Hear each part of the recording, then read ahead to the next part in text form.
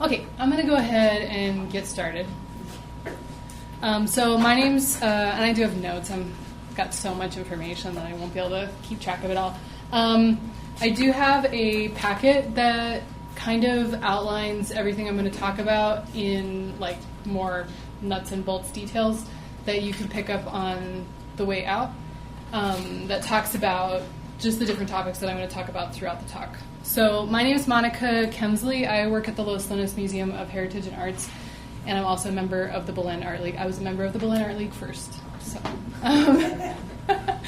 and I have a minor in studio art. I've been doing art professionally. I've been doing art my whole life, but I've been doing art professionally for like the last 8 years. And I most commonly work in acrylic paintings, watercolor, and mixed media collage. And then I did a pastel for this show, which I was talking to Frederick, and that's not my new favorite thing. But I like to work with like a lot of different things, so I'm open to that. And then what I want to talk about kind of specifically is that I regularly apply to calls for art at different art organizations. And are you taking, I don't know what, oh, I know. Okay. So I regularly apply for calls to art at gallery shows, and I've been rejected from a lot of them, but I have been I'm getting accepted to a higher percentage now, which is awesome. So if you're looking to apply for calls to art, besides shows that the Art League sponsors, that's something I'm going to be talking about a little bit, and the requirements for calls for art. This stuff still applies to a lot of other aspects of art practice, so I feel like sometimes it's just nice to know like what other people are doing in their art practice, and then you can take what's useful and apply it to your own. So because I apply to a lot of art shows, I need to have my art in a professional presentation, but doing professional framing is really expensive, and I don't have the budget to be able to professionally frame everything that I'm submitting for shows. But I want them to not be rejected from shows because of like the type of frames I'm using or stuff like that. So I figured out how to frame my stuff in a way that is considered to be professional without having to have a professional do it for me. Okay. So a lot of what I'm going to talk about in this talk is how I pre-plan my art so that it's ready to go for potential opportunities. So it's not like an after the fact, like, oh, I want to submit this, and now I've got this very strange artwork that's a weird shape and a weird size, and how am I going to get it framed in time for this call that's in a week or two? And this way I have a lot more control over what ends up getting submitted and what doesn't. Okay. And I don't have any examples of 3D art. If I know Mars does 3D art and stuff, so that's not, everything I'm talking about is 2D art. And somebody had emailed earlier about photography. I don't do photography specifically, my husband does, and I've watched some of his framing techniques, and I think the stuff that I'm going to talk about related to framing watercolors does apply to photography, but I don't specifically have that background in framing photography. And I did bring a lot of examples of my art, and so that I can show you both good and bad examples of what to do and what not to do.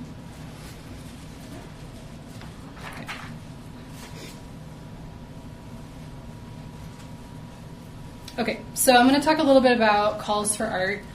And calls for art are when like an art organization like the Pastel Society wants to have a show, and then they want people to submit pastels to their show. And then if they didn't have a very specific requirement of what was required for this show, but a lot of shows will have specific guidelines that are required for what you have to do in order to be eligible for their show. It can include like the theme or the type of art, and also how your art is presented either on canvas or in frames and wired or not wired and things like that. And then some galleries are more lenient. The Belen Art League is definitely on the more lenient side, and the Los Lunas Museum of Heritage and Arts is also on the more lenient side. But some art galleries are so stringent that I've like looked at their calls for art and I'm like, I don't even know how I can achieve your level of specificity, so I won't submit to them because it's so over the top. But most of them are somewhere in the middle, and there's some trends with those calls that are very consistent. So that's what I'm going to talk about, are those specific things that I've seen over and over and over again in calls for art. And then if you are looking to do calls for art, I don't know if anyone is interested in doing that, I do make sure to read through all the requirements before submitting, because a lot of times they charge you money to submit, and I don't want to waste my money, my time, their time, and then find out that I actually can't meet the deadlines or the dates and stuff like that. So sometimes they're quite long, but it's worth it to read through it just to make sure that you actually qualify for it. So the first thing that I've seen a lot in a lot of calls for art is that your artwork should be framed. That needs a frame. And then, or if it's an unframed canvas, it needs to be the double wide canvas, and the sides have to be finished. So like these thick canvases like this don't require a frame. So all you have to do is wire the back and finish the sides, and then it's considered professional by most of the calls for art that I've seen. I've never seen like that kind of, usually that's like the exception. So for the most part, when you'll see it, like it requires framing, glass, and yada yada. And they're like, except if it's the thick canvas, and then that's an exception to framing. And then the second requirement is that all of the wall displayed artworks have to be wired with screws. So I always use D-rings, and you can look at this stuff afterwards if you want. So I always use D-rings because they're flatter, but you can also use, I think these are called O-rings. I-hooks? Oh, I-hooks. I never use them. I just had them in a framing kit. You can also use these because they're screwed in.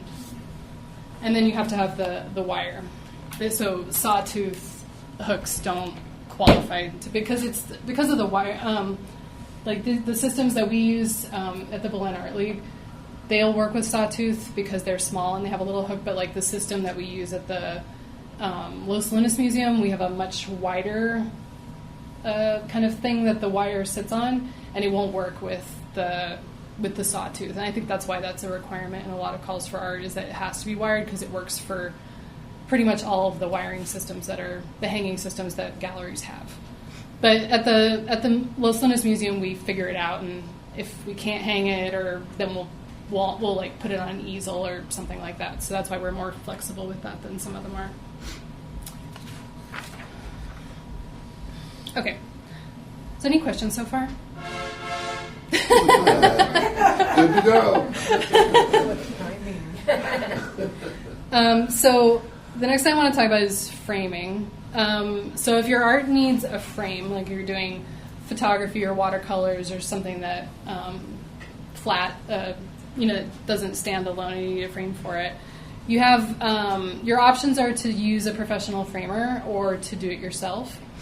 And this talk is about doing it yourself, but I do want to talk about professional framing first. So there's some really good reasons to use professional framers.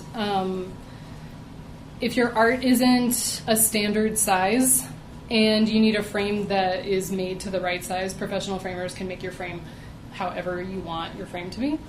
And there's also, if there's specific requirements you want or need that you can't do yourself, like you want specific colored mats, or like I've seen some funky artworks where they've got part of the mat like cut out to like highlight a little extra bit. If you want stuff like that, that's what professional framers are awesome at, and they do a great job with that kind of thing. And then these are professionally framed.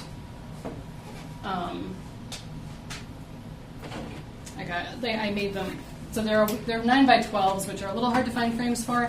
But then I've got 5 of them, and they're all red, yellow, green, blue, and purple. And so each one has a different color mat. And then I went to Hobby Lobby, and like we had all 5 artworks, and like we pulled out like the matte Rolodeck and like just flipped through them all and saw which ones like worked. And like I wouldn't have been able to do that myself. And then they framed it for me. These are like off the shelf frames, but then they did the framing, and they put the paper on the back and did the wiring for me. So I wouldn't have been able to get these the way I wanted them without. I mean, they would have cost me a ton of money to like figure that out and buy a huge quantity of mats and be annoyed about everything and figure out how to glue everything down. And so that was just a project that really made sense for me to have done professionally. I do have 3 more. They're just not here, but they all go together. And then if you want like special glass or non-reflective UV blocking, so professional framers can do that as well. So this frame is regular glass, and it's like you can see your reflection in it. This is, I believe, gallery glass. It went to the state fair today, so I don't have it with me, but I got non-reflective glass I just bought a piece of like 8x10 non-reflective glass from Michael's. It was $20. It was 50% off at the time. So it's expensive, but if I hold like this one was like very similar looking artwork. If you hold them up together, it's very obvious that it's non-reflective, and like this one is, the gallery glass does this weird kind of diffusing it has a kind of diffuses the light. It's odd. Anyway, but there's different glass options that you can use. Like if you really want, yes? Does Michael's cut it for you if you want a specific size? Yes. Yeah. Like I went and asked them, I'm like, can I get some scrap glass? Because I wanted to show it for my last talk.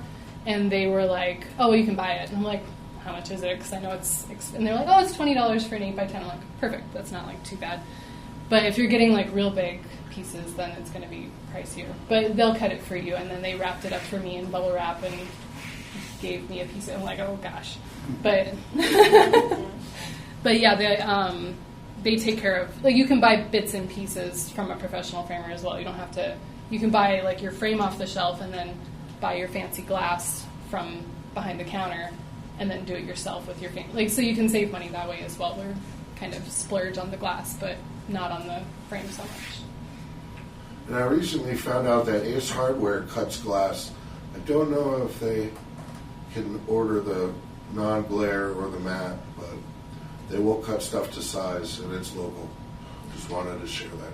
And Home Depot and Lowe's will not cut anymore. So they also carry like acrylic and like sheets of acrylic, and you can buy it from them, but they won't cut it anymore. So that's good to know that Ace does. Because I was like, I only knew that like framing places would do it now. And then also, if you just want someone else to do it, professional framers are great for that as well. So this is also professionally framed. This is a thin canvas that. So I wanted it for a show, but because it's thin, it's not necessarily considered to be professional without a frame. And so because it's a canvas, it needed, there's some options for framing canvases, but I was looking into doing the floating frame, and I didn't know how to frame a floating frame, so I went to Michael's, and I was like, I need a floating frame. And they had one option, which was black, and then they, they did the paper and the wire and everything for me, and I think it was $150 at 70% off, so it was not an inexpensive framing thing, but they did a good job, and I'm really happy with it. And then ever since then, I've done the floating frames myself. So that's a permanent installation with the frame. It's like glued onto the. It's so this is one I did myself. So this is also a floating frame, and it's so you can this is the canvas, and then you use these canvas. I think they're called canvas clips. And then you have to, it depends on the clips. Sometimes you have to screw in both sides. These ones were just on the canvas. But it kind of holds it by friction if it's, but they're kind of a pain. honestly. Like, Well done, Mom. Yeah. so I have another one, and I messed it up. So it's hard to get the spacing in here to be while you've got it upside down, and then you're like it's. Space or something. That's a good idea. Great. So did you build the frame? No, I bought it. I think I got it on Amazon. So I think the frame, I forget, but I think the frame may have been somewhere on the order of like $50, and then I just did it myself. So it's much cheaper to do it with me than to have Michael's do it. And I had more color options because they had like 10 color options to pick from. You can get it at Jerry's also. Mm-hmm. Yeah. So Michael's wanted like $450, $500 for the other one if it I wasn't think- discounted. I think their framing is usually discounted, so I think I think it's usually like 70% off for framing. But yeah, I think it was about $150 to frame that, like at the.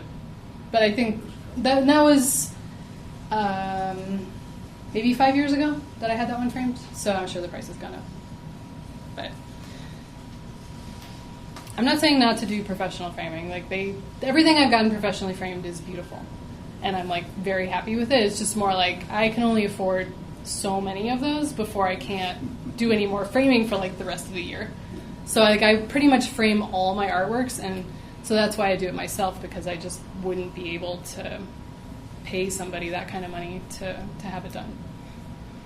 Actually, with the Hobby Lobby one, the frames I got like off their rack, and I just found 5 of them on their rack, and then I think I got them at a 50% sale, and then all they didn't charge me extra for doing the paper and stuff. They just charged me for doing the matting and mounting the artworks on the mat, and then I don't think there was an extra charge for like the paper or anything, and then I just had to show them my receipt that I had bought the 5 frames. So that was kind of a nice middle way of doing professional framing, where I bought pre-made frames and then they kind of put them together for me. So I don't remember how much they were, but it was not prohibitively expensive. And I'm definitely not knocking professional framers. Like, professional framers do an awesome job, and I have I would, if there was anything that I needed professionally framed, like I would totally recommend them. Like, they always do a great job. So this is just more about like, not everybody has that option because it is so expensive. So this is just an alternative idea for like how to pursue framing yourself if you can't do professional framing all the time.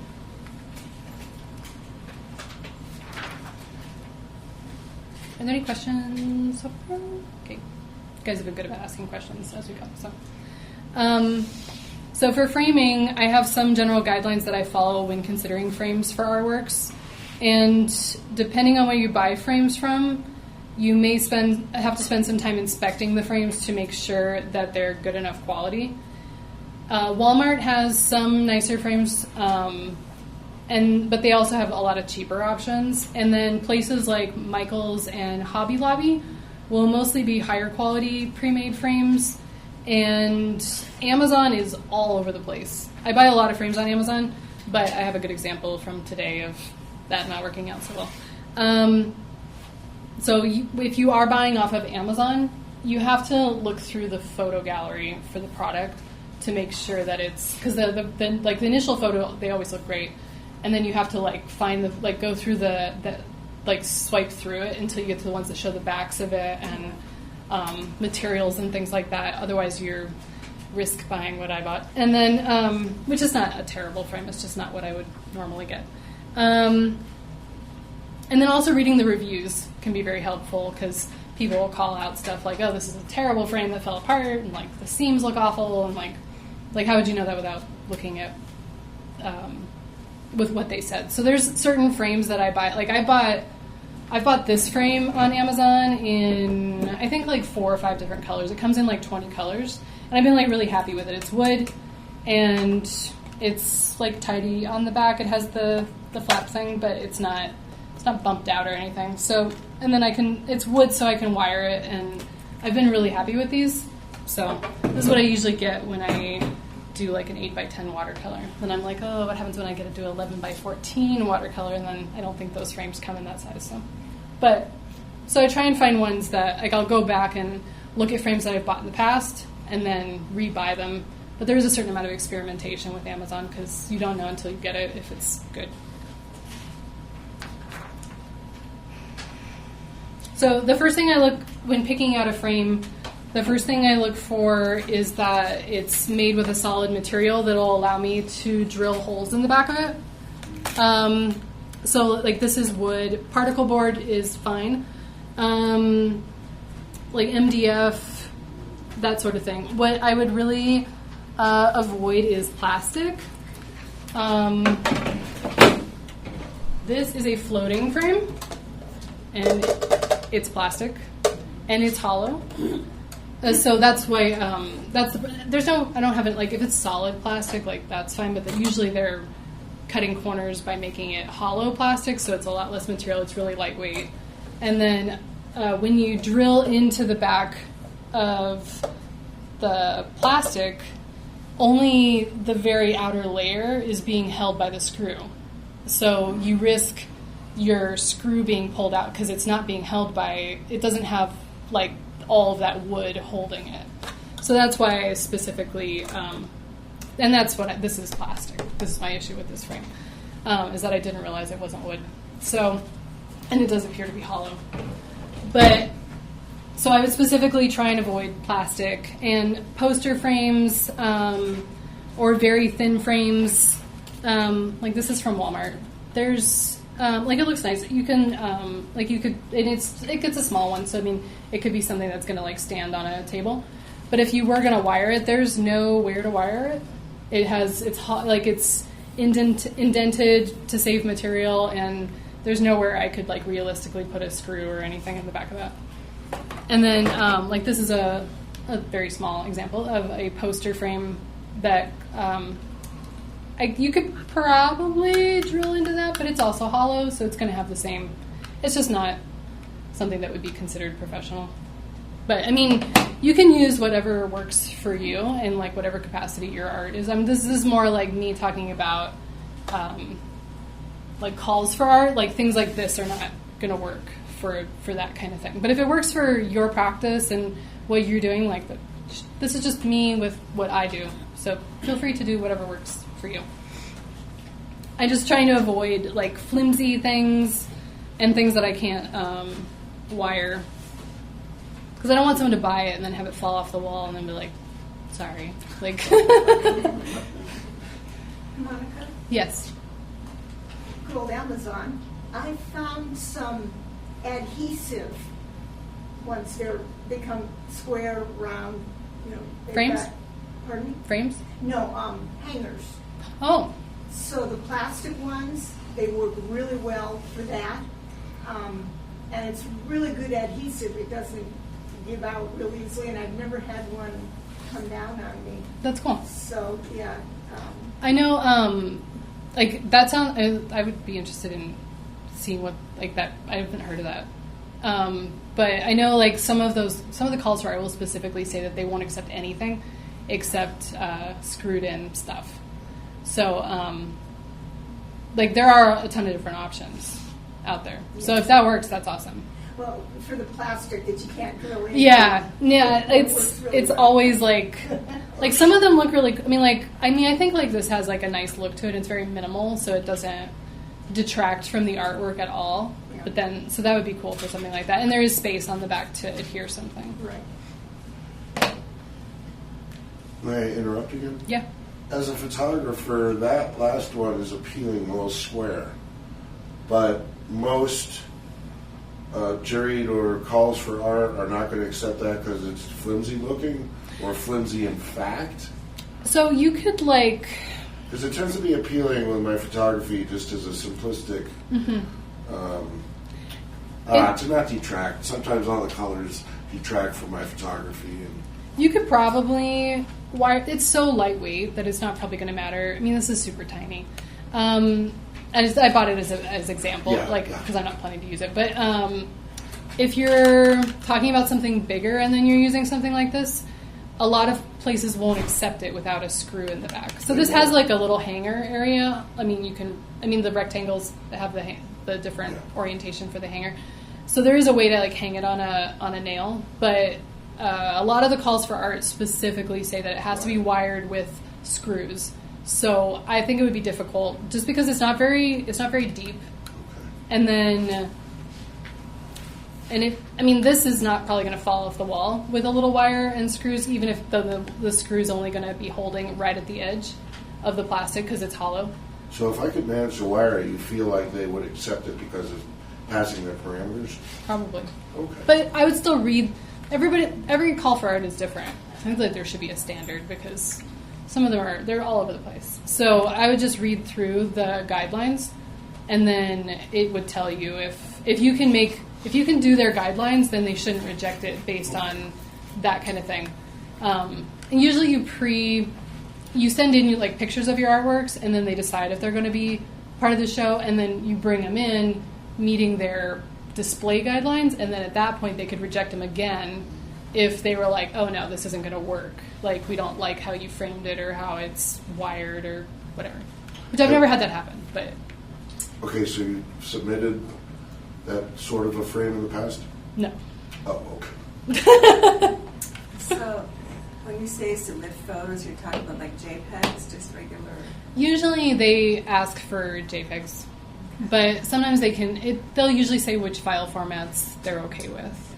If you do an online submission, which most of them that I've done are online. Yeah. So am I taking a picture of a piece of art with my phone? Mhm. Would that work? Yeah, so what I do is, so I've got like this piece here, I'll hold my phone, I'll usually do it outside because the lighting's better, or I don't like to do it in like direct noon sunlight because that just overexposes it.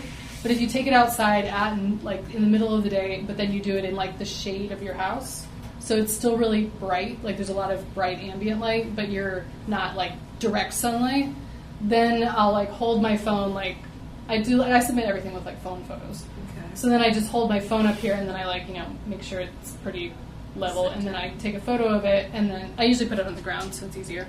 But then and then I'll crop it down to and then edit it a little bit so like the colors are accurate, and then I submit it that way. You can have like a little bit of border around sidewalk or whatever it is that so.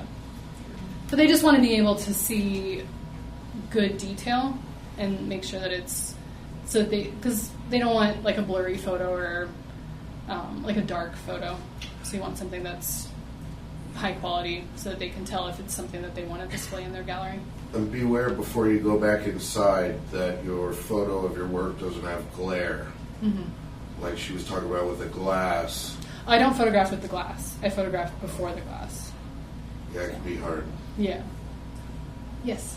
Whenever you put your photographs in the poster frame, do you need any kind of space between the photo and the protective cover? I don't know. So for like this kind? Glass, yeah. I don't, I think, so I've used these kinds of frames for other things like photographs or, like around the house. And these can be kind of problematic because there's no gap between the glass and your photo. If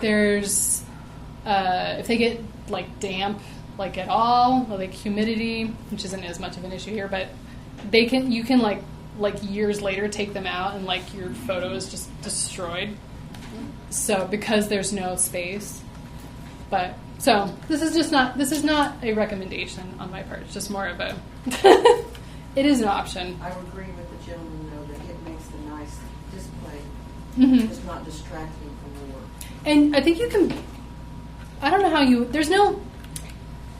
can do spacers in things with a mat, or there's some space along here that you can't see that like the mat continues over here because it's not as like there's like a half a centimeter or something. You can put a spacer in there to separate art that's like directly next to the glass from the glass so that it's not pressed up. But I don't think you could do that with this kind of frame because there's nowhere to put it. Otherwise you'd see little blobs, in the corners. But spacers are, like, I think a lot of the pastels are, because they don't have mats, I think a lot of them use spacers to keep them away from the glass. At the corners? Yeah. Well, I don't know. I'm assuming maybe along the sides too. Enough to like be fully supportive of the frame. Yeah, because someone was telling me about that. Yeah. The same concept, the art transfer onto the glass. Yeah, You want to separate it with space Yeah. to breathe, or Yeah. So if you have a mat, then that's automatically separating your art because the mat is thick. So this picture is separated from the glass by a little bit of space. That's the thickness of the two mats. So there's no risk to it of being damaged by the glass. Any more questions? Okay.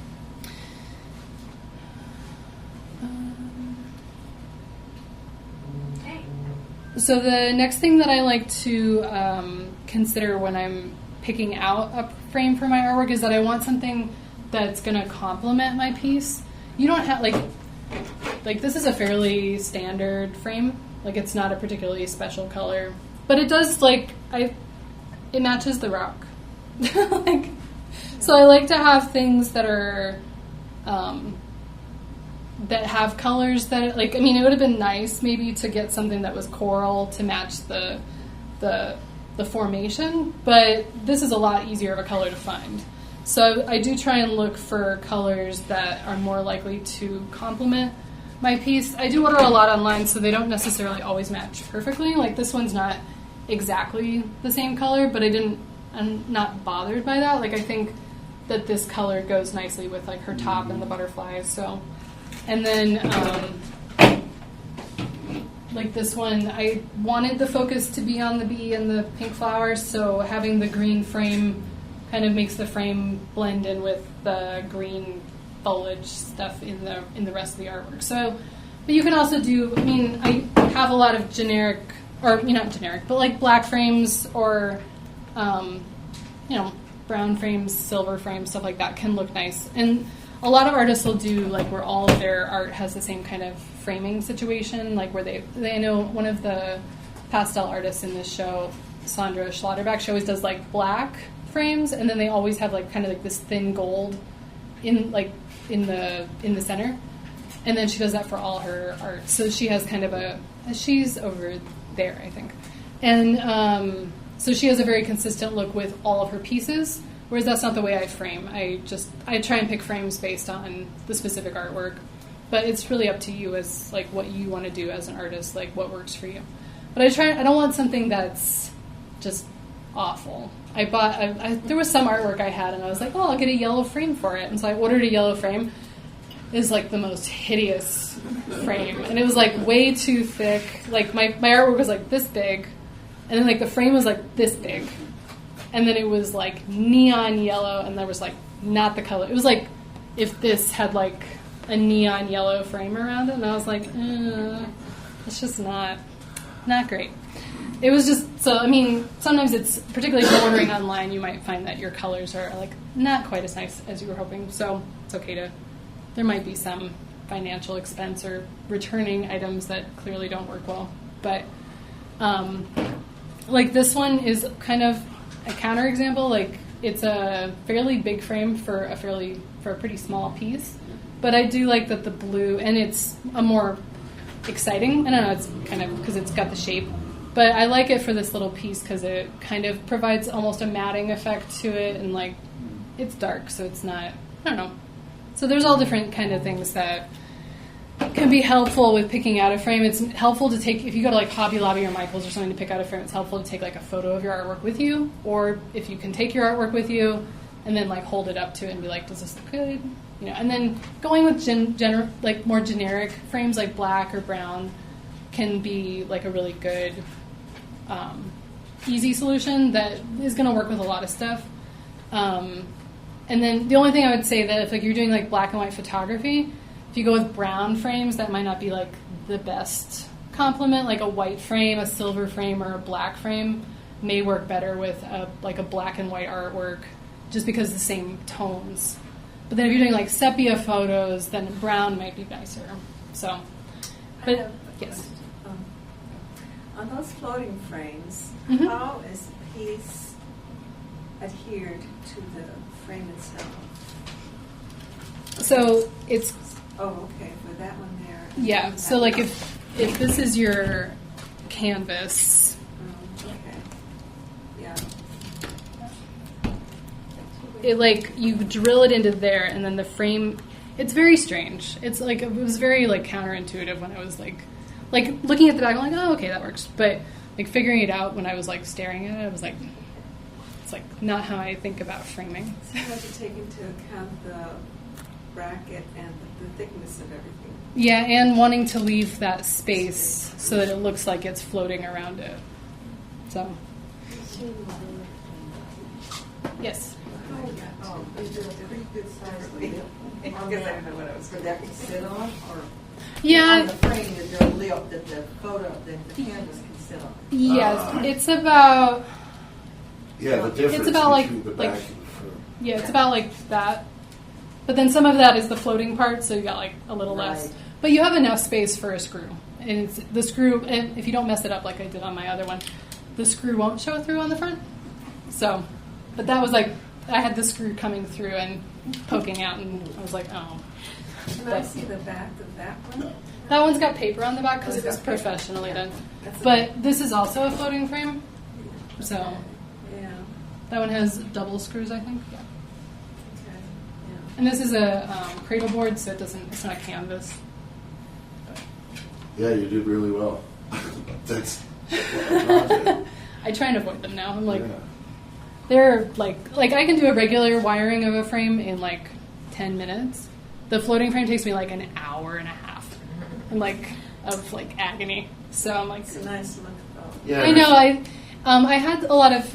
I switched to these thicker canvases so I can just avoid frames.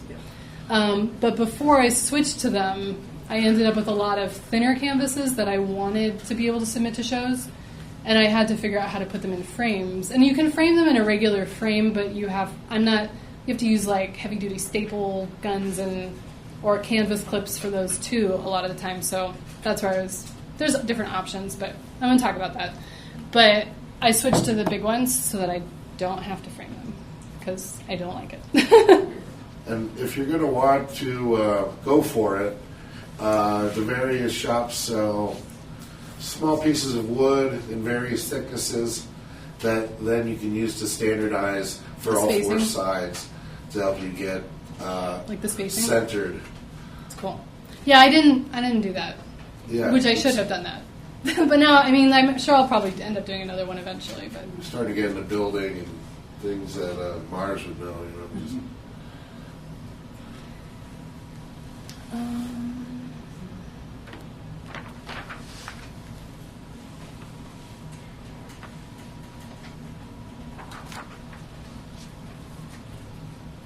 sorry, I've already talked about all this. So I don't wanna-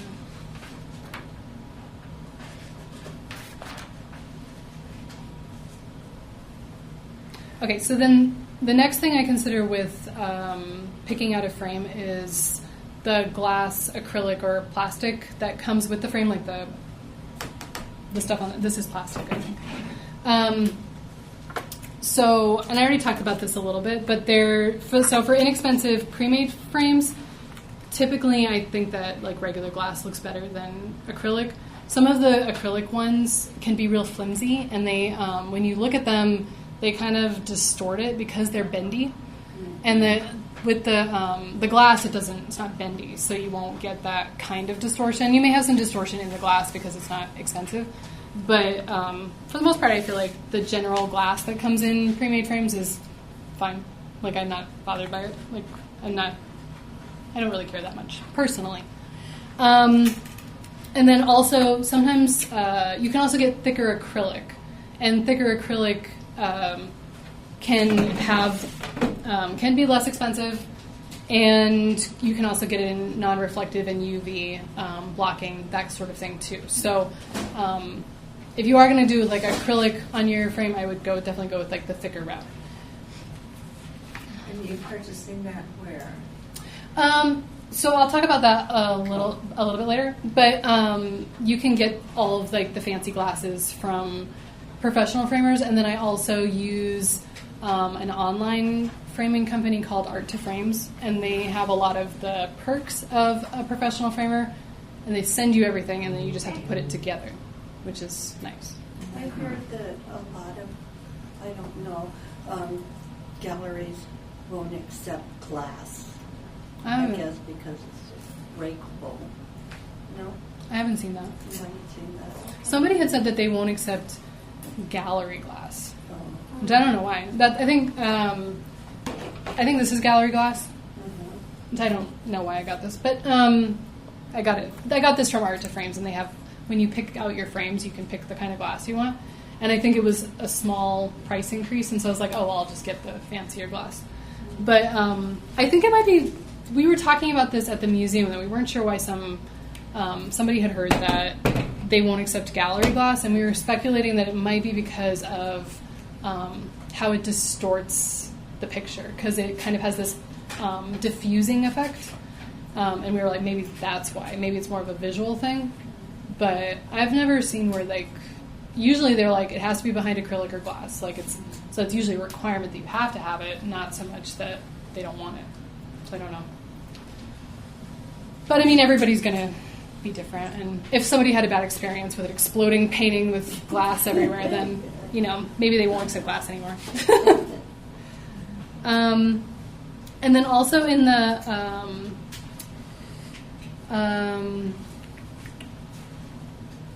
I already talked about that with the $20 piece of glass from Michaels, which was very helpful because I didn't really know how that worked because I haven't prioritized getting fancy glass, and I specifically wanted to be able to talk about that for this talk, to like how much is it to get fancier glass. So I was pleased that it was $20. I mean, if you're not doing really big art, I don't know how much it would be for bigger. It was apparently $20 all the way down. So if you're doing really little art, it was going to be $20 also. So that was the biggest piece I could get for $20.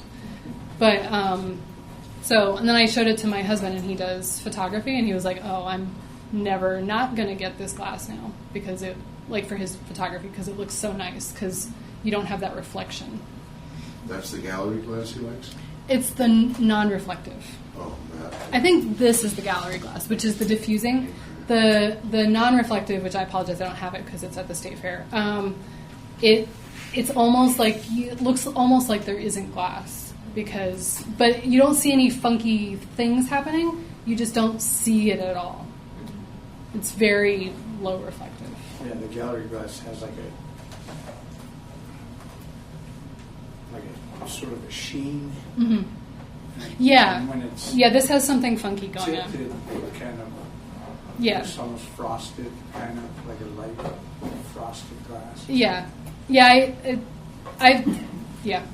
I think that's why I don't like this piece actually that much, is because of the glass. Because the glass, like every time I look at it, I'm like, something wrong. Like, I think it's the glass. But the non-reflective is not like that. It's just you just don't even think about it because it's just not there. But, so, and then the next thing, I think this is one of the last things that I'm talking about with framing, is whether I want a mat or not. So mats can provide a professional look and kind of a breathing space between the frame, particularly if you have a frame that's not working so well with your artwork. It gives it that gap to kind of separate it and not have the frame overwhelm the piece. I think this piece would look strange if the frame went right up to the edge of the artwork, because it's just too much. It's too bright, and everybody would be like, oh, that's a yellow frame or an orange frame.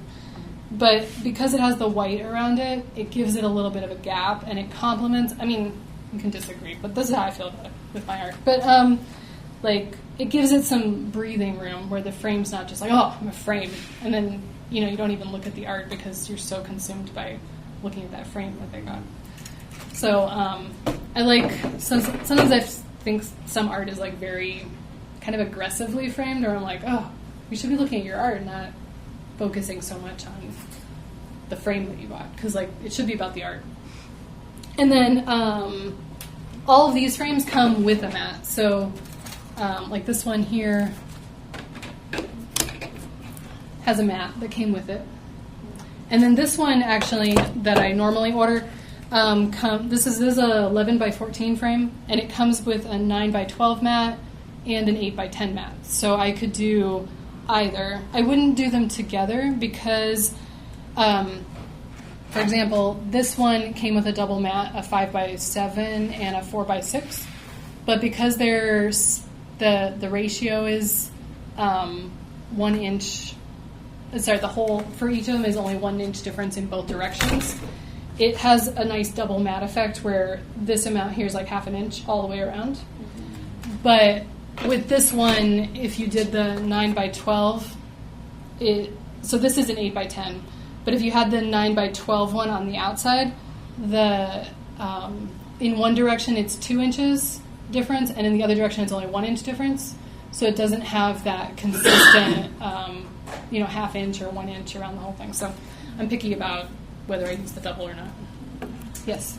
That's a very small watercolor. So how did you affix the watercolor to the? Did you use tape? Yes, I use tape. Acid-free tape or something. Yes, I have acid-free masking tape. But yeah. You'll have to tell me after the presentation which frame that is it as. Oh yeah, sure. It is a nice standard. Yeah, I like it a lot. It's been a really good It's not very expensive either. I think it's $20 or something. Yes. How do you cut that mat? Then I don't. I never do that. They make angled mat cutters, handheld. Yeah. And then You'll be the really precise. professional ones are mounted to a rail, or you can just use some kind of a straight edge. So these ones come. The razor. These ones come with a mat, so they're ready to go. And then you can also, if you have the frame, but you don't have a mat, but you want a mat, you can go to Hobby Lobby or Michael's or Amazon, and they sell pre-cut mats in the right size, in standard sizes.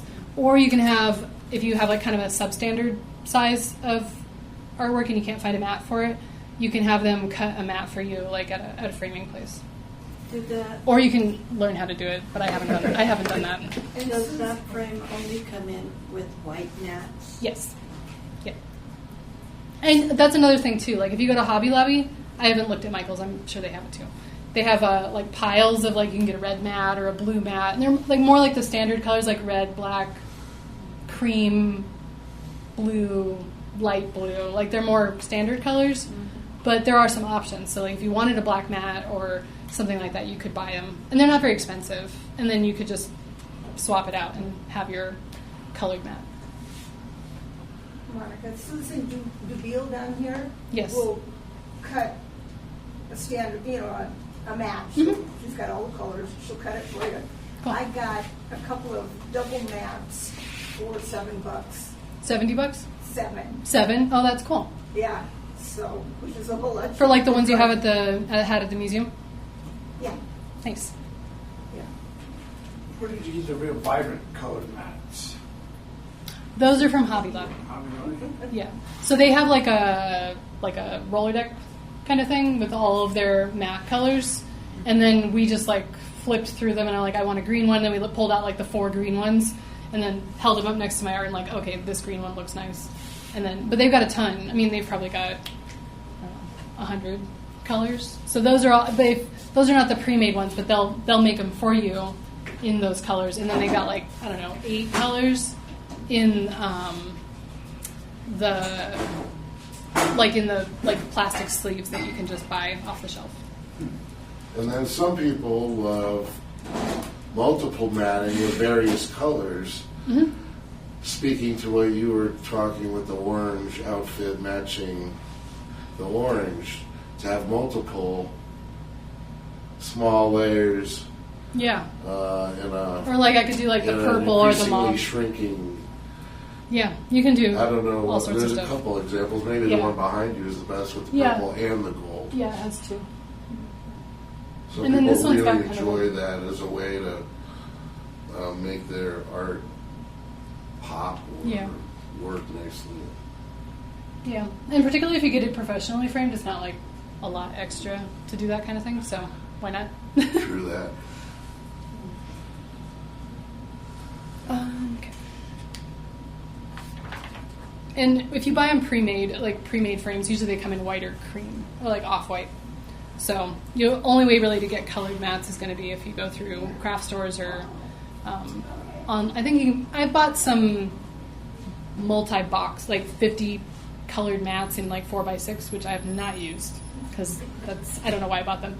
But they're like come in 50 different colors and they're all just like little pre-cut mats. But you can buy those on Amazon. So if you do a lot of 4x6 artwork or that kind of thing, then that can be a good option on like Amazon to get like a ton of colored mats that way. And then the last tip that I have related to picking out frames is that this thing. So I don't particularly care for these, and I prefer frames that don't have them. But with these pre-made frames, a lot of times they come with them. So what I'm specifically looking for is one that nestles. So this doesn't affect, like if I hang this on a wall, this thing isn't popping out, keeping it like bumping out one side away from the wall. Like this frame it goes below the frame. So if I hang it on a wall, this is going to be bumping out this side, but then not on this side, and then you can see it from like when you're looking at it, you can see that there. So I just recommend looking for and they're pretty much, I don't know how they install them, but they're pretty much impossible to remove. So, and like cutting them makes them look bad. So I would just rather leave them there because somebody might want them. So, if somebody buys it and wants to put it on their mantelpiece and has a place for it to sit, then great. But I like that this doesn't affect its ability to be hung on the wall. So it's like a big thing that I look for. I think this one doesn't have one. Yeah. So that's why I bought this one. Because I was like, oh, it doesn't have one. But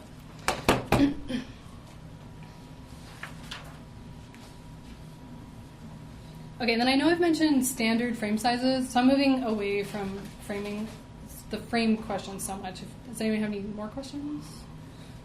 Yes.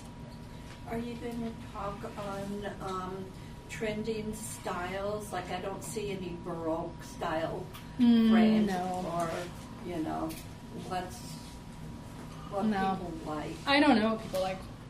Like, I just pick based on what I think. Like, I ordered this frame for this piece because this is probably one of my funkier frames, I guess, because I thought it kind of worked with the style of the artwork. Like, I like the curlicue kind of Texture.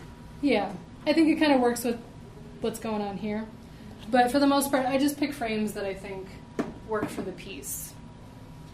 I mean, if people buy your artwork, like they may have like this white minimalist house, and then they buy your artwork. I mean, they're gonna swap out the frame anyway. If they really like the artwork and your frame is just awful with their decor, I mean, they're gonna swap it for a white frame anyhow. So I don't know. I figure that I do art for me, and like I want them to look good for me. If somebody else buys them, then yeah. It's their fault. So I know I've mentioned standard frame sizes a few times, and I just want to explain that this is on the packet that I'm going to give you. And so this is another way that I kind of pre-plan my art so that I'm not kind of scrambling to figure out how to get something into a frame later. Pre-made frames typically come in, well, they almost always come in standard sizes. So like an example of a standard size would be 11 by 14, 8 by 10, 5 by 7, 4 by 6. I'd also include that, like a list of common frame sizes. And they'll also mat down to a standard frame size. So this is an 11 by 14 frame, which is a standard size. And it mats to a 9 by 12, which is a standard size, but kind of less common to be able to find. And then an 8 by 10, which is also a standard frame size. So when I'm doing my art paper is not standard frame sizes. So if you're doing art based on the paper, like going all the way to the edge, your art's never going to be, almost never, depends on, most pads of paper are not. You're going to end up with like 12 by 14 art and all these random, because it expects you to cut down your art, but if you're going right up to the edge, you may not be able to cut it down to a standard frame size, and then you're going to be like, hello, professional framer, I need you to make me a thing because it doesn't fit in anything. So I specifically So like this is the artwork I'm going to frame later. But this, I think it's 12 by 11. No, 12 by 9. No, that would be, it's 13. It's something like that. It's weird. It's not a standard size. 9 by 13? Yeah, I think it's 11. No, 10 by 13? it's 9 by 13, I think. Yes, 9 by 13, which is not a standard frame size. So I specifically measured out 8 by 10 on the paper before starting my artwork. You penciled it. Yes, there's like a pencil line. And then it's all nice because then it's watercolor and I have room to do some test stuff. This is a 4x6. It's the same thing. I pre-penciled out a 4x6. I pre-penciled out a 4x4. And that's what I always do now. I didn't always used to do that. But like this was pre-penciled out as an 8x10. So so it's kind of the idea of like going into my artwork. Well, not every artwork goes into a frame because not every artwork turns out. But kind of going into my artwork with the expectation that if I want it to go into a frame, I don't want to have to deal with the hassle of not being able to put it into a frame easily. So just pre-plan, it just takes a minute, and then deciding like approximately how big do I want it to be, instead of just being like, and just making something, and then I've had to buy custom frames for things because I'm like, I really like it. It should go in a frame, and I have no frames that'll like fit it reasonably. So, yes. Do you ever use metal frames, like Nielsen frames? Mm-hmm. I use those for photography, and you can buy the sides and the top and bottom Oh, in any length you want. Oh, that's cool. So it comes in so many inches by so many inches, but you can make it whatever size you want. Oh, that's cool.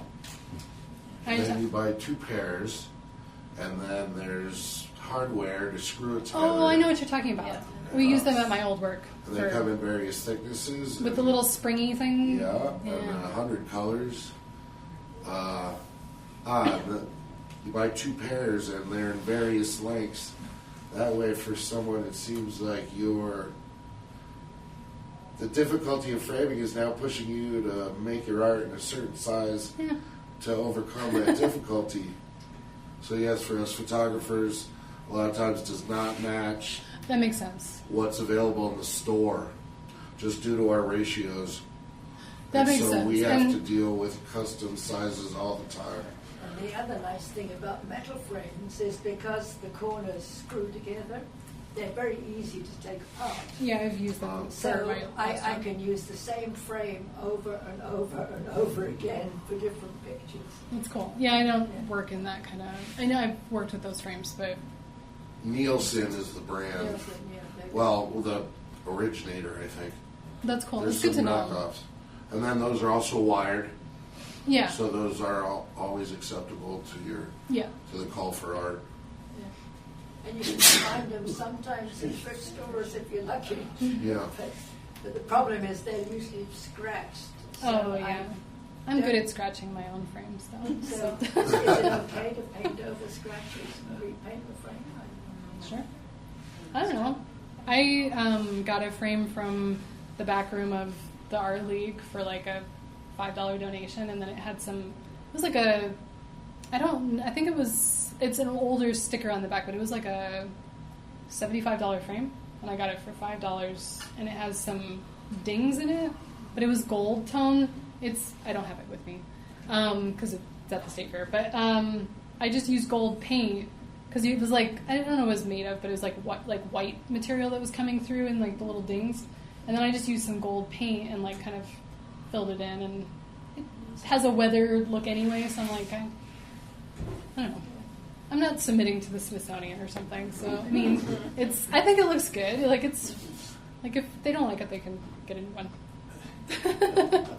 I don't know. I'm not too. I want things to be able to be displayed, but I'm not too concerned with like the long, like forever. Like I'm okay with replacing the frame at some point if it gets damaged or that kind of thing.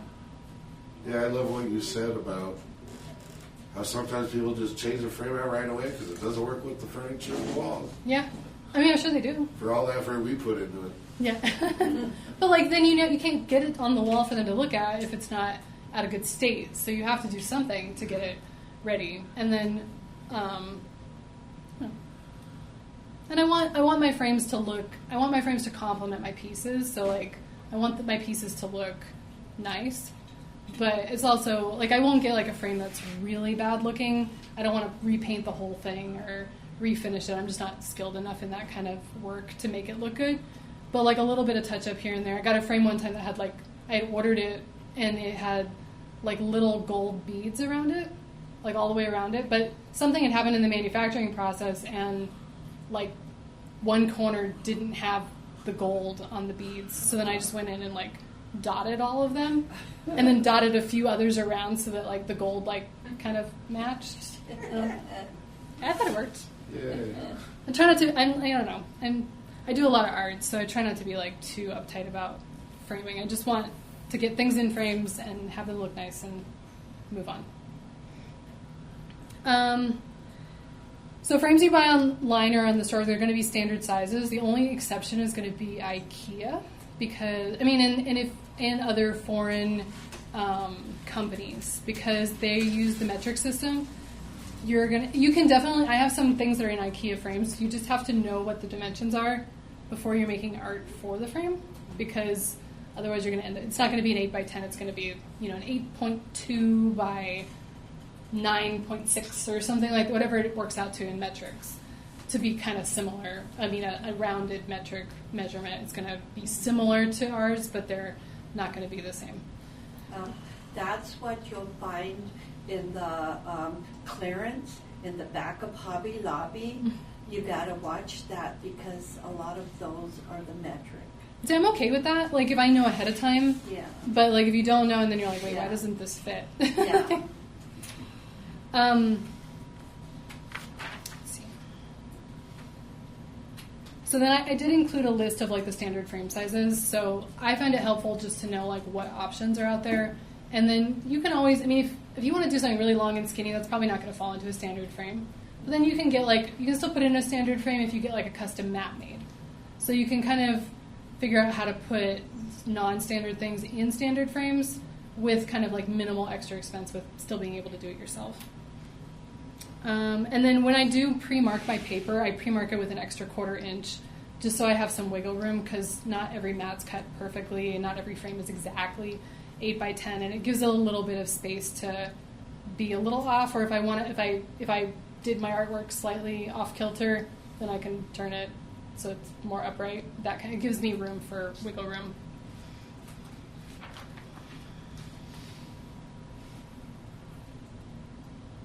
And then my example is not here, but you can buy a frame first and then make art to go in it, particularly if you're going to like the back room of the Art League and getting reclaimed art frames, or you go to estate sales or thrift stores and things like that. If you find a cool frame that's good quality, and you can figure out how to use it, then you can make art that goes in it, and then you can save a lot of money by, sometimes you have to buy like a substrate or something that's going to fit perfectly.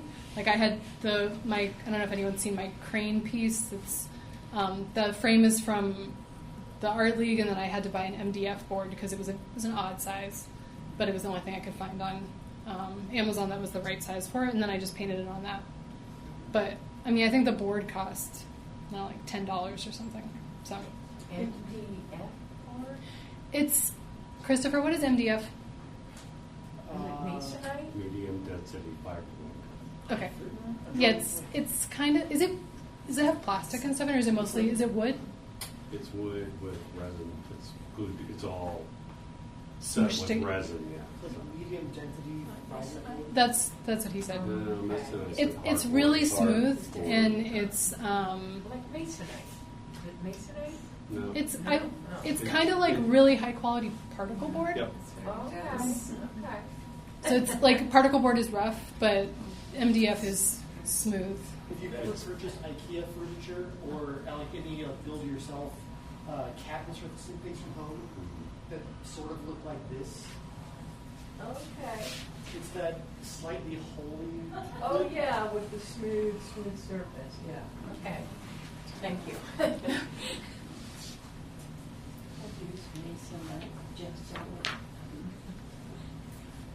Okay, so I think I'm done with talking about frames, but I have more stuff to talk about. So are there any questions about frames? Okay. So there's different types of presentations for 2D art. So we talked about frames, which include framing under glass, which is mostly what we've been talking about, with or without a mat. And then these would be for like watercolor, pastel, photography, drawings, anything that needs that you don't want the air or spit or fingerprints or that kind of thing touching it. And then you can also frame without glass. So like this is framed without glass. Acrylic paintings are typically framed without glass. If you frame them, they're framed without glass. Same with oil paintings. And this is a mixed media collage, and I specifically chose to frame it without glass because it's bumped up. So like there's a piece that's bumped up here. If I framed it behind glass, I'd have to use spacers. And it's also, I've used acrylic over the entire surface, so I consider it to be pretty like safe for facing like the air. But you can frame with standard frames without glass. So you can buy a frame like this and then just take everything out. Like take the glass out, take the mats out, and then just pop your artwork in without the glass. And then there's also unframed art. And so these can include all sorts of things like metal prints for photos, cradle boards, installation pieces on unusual materials. And then I'm going to talk about the most common unframed art, which is canvases. So this is a canvas. And I know all of you know like a lot of this stuff, but I'm just trying to, not assuming that everybody knows every different kind of artwork and everything. I don't know what a cradle board is. A cradle board is this. So it's wood. Oh, just a wood piece. Yeah, so instead of the fabric, it's got a flat wood panel. They're nice for like paint pours. And the surface on the other side is what? Is it plain wood? Or Yeah, it's wood. And it's acrylic on top of it. But yeah, it's just plain. Did you gesso it first? I did not. I maybe should have. I actually They're kind of bought absorbent, so they probably need adjustment. I actually bought some because, we're on sale. But they have a white finish on. It's probably been gessoed, Okay. which is good. Yeah. So I'm going to talk about canvases just because that's what I usually work with. I do work with cradle boards a little bit. And you can get fatter ones too that don't require a frame, so like that they're thick and then they still have that. There's a very thin panel of wood on the front, so they're kind of delicate. Like how you could punch through a canvas potentially with like a sharp object, you could crack the front of a cradle board because they're thin. So canvases come in a lot of different levels of structural support that help keep them flat and taut. Like this has like a lot of wooden support going on. And then, so I'm going to talk about going from least support to most support. And I also put all this information, like kind of a breakdown of this information in the info packet. And then also with price comparisons for the different, with the same size, with the different structural support, based on, I went on Michael's website and looked at like all their prices. So you can see kind of how like different sizes, how different structural support is going to vary price-wise with the same size. And it's not, like it doesn't vary like a ton. It's going to be more noticeable when you get to bigger stuff. When it's smaller stuff, like it's a fairly small price point difference. So I'm going to talk from least support, which pretty much always corresponds to least expensive, and then go to most support, which is also most expensive. So the least supported canvas type are canvas sheets, and they come in like a paper pad, and you can rip them out, But they're gessoed, and so they're raw on one side, and then they have the white gesso on the other side. These are nice because you can cut them down to any size that you want. You can cut them into funky shapes. You can do like whatever you want. I just use that for practice. Yeah. You can also use them as, you can put them in a frame because they'll fit. And then as long as they have the structural support behind them, like with the back of the frame, they can, I think they're more likely to warp when you're working with them because they don't have any kind of support structure. But they are, an option if that, I don't typically work with these, but. So you would mat something like that? You could. Or Oh, no, you would not, because this would be used for like acrylic or oil, and so if you were to put this in a frame, it would not have glass. And if it doesn't have glass, you're not going to have a mat. The mat is specifically with glassed frames. So you would just put it in a frame? Yeah, you could. You would just need to make sure that it's, if you think about it like it would need to have, you'd probably have to mount it in some way so that it's not going to like kind of shift out.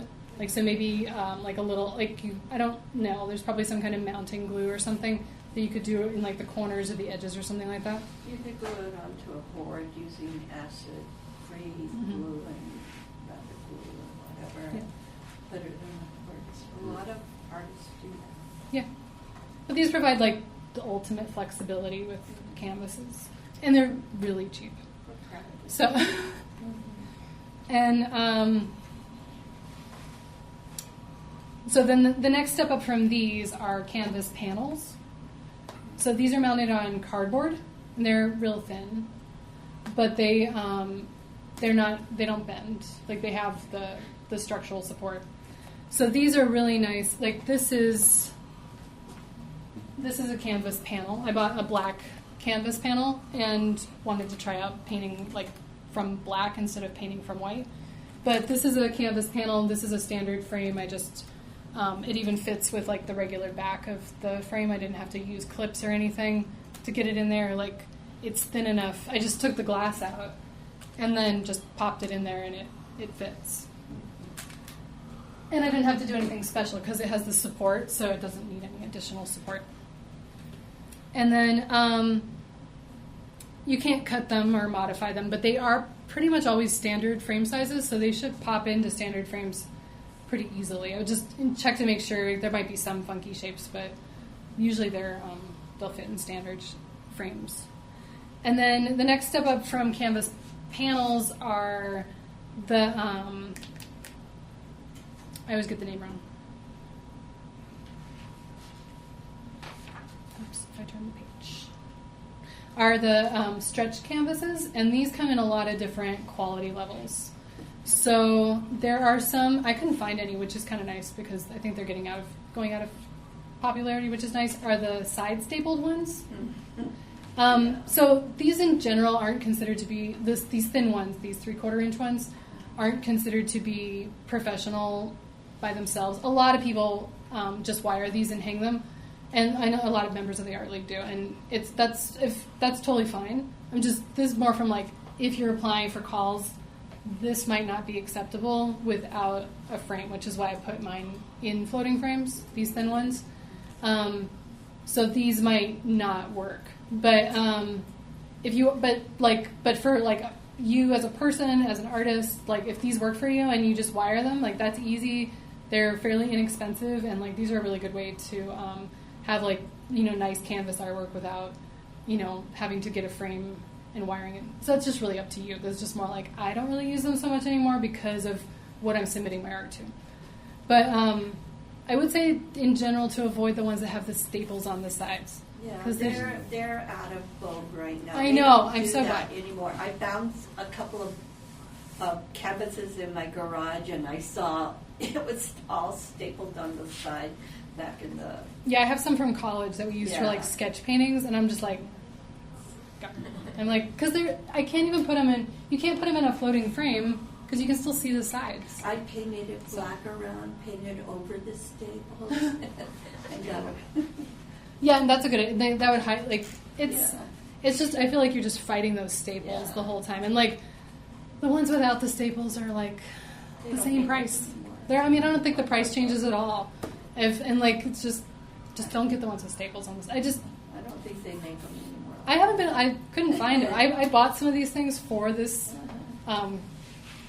talk, and I couldn't find ones with staples. I could have brought one.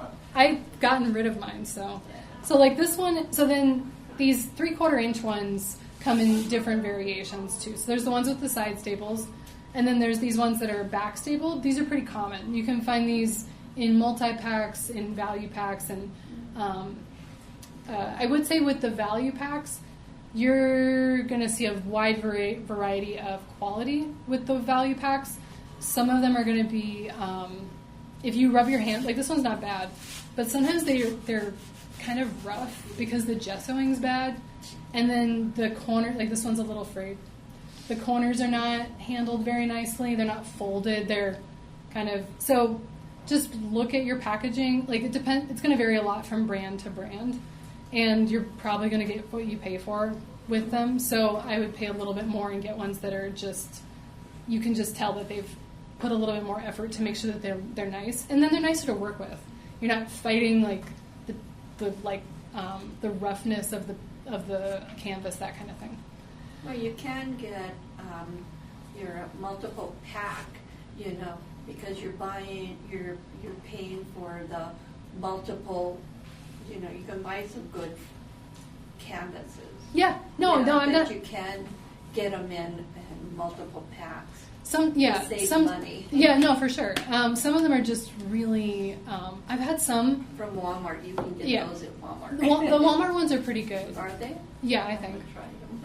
But sometimes, like this one's nice and taut, but sometimes they cave in because they're the wooden support is not tight, and they're just like the Dollar Tree.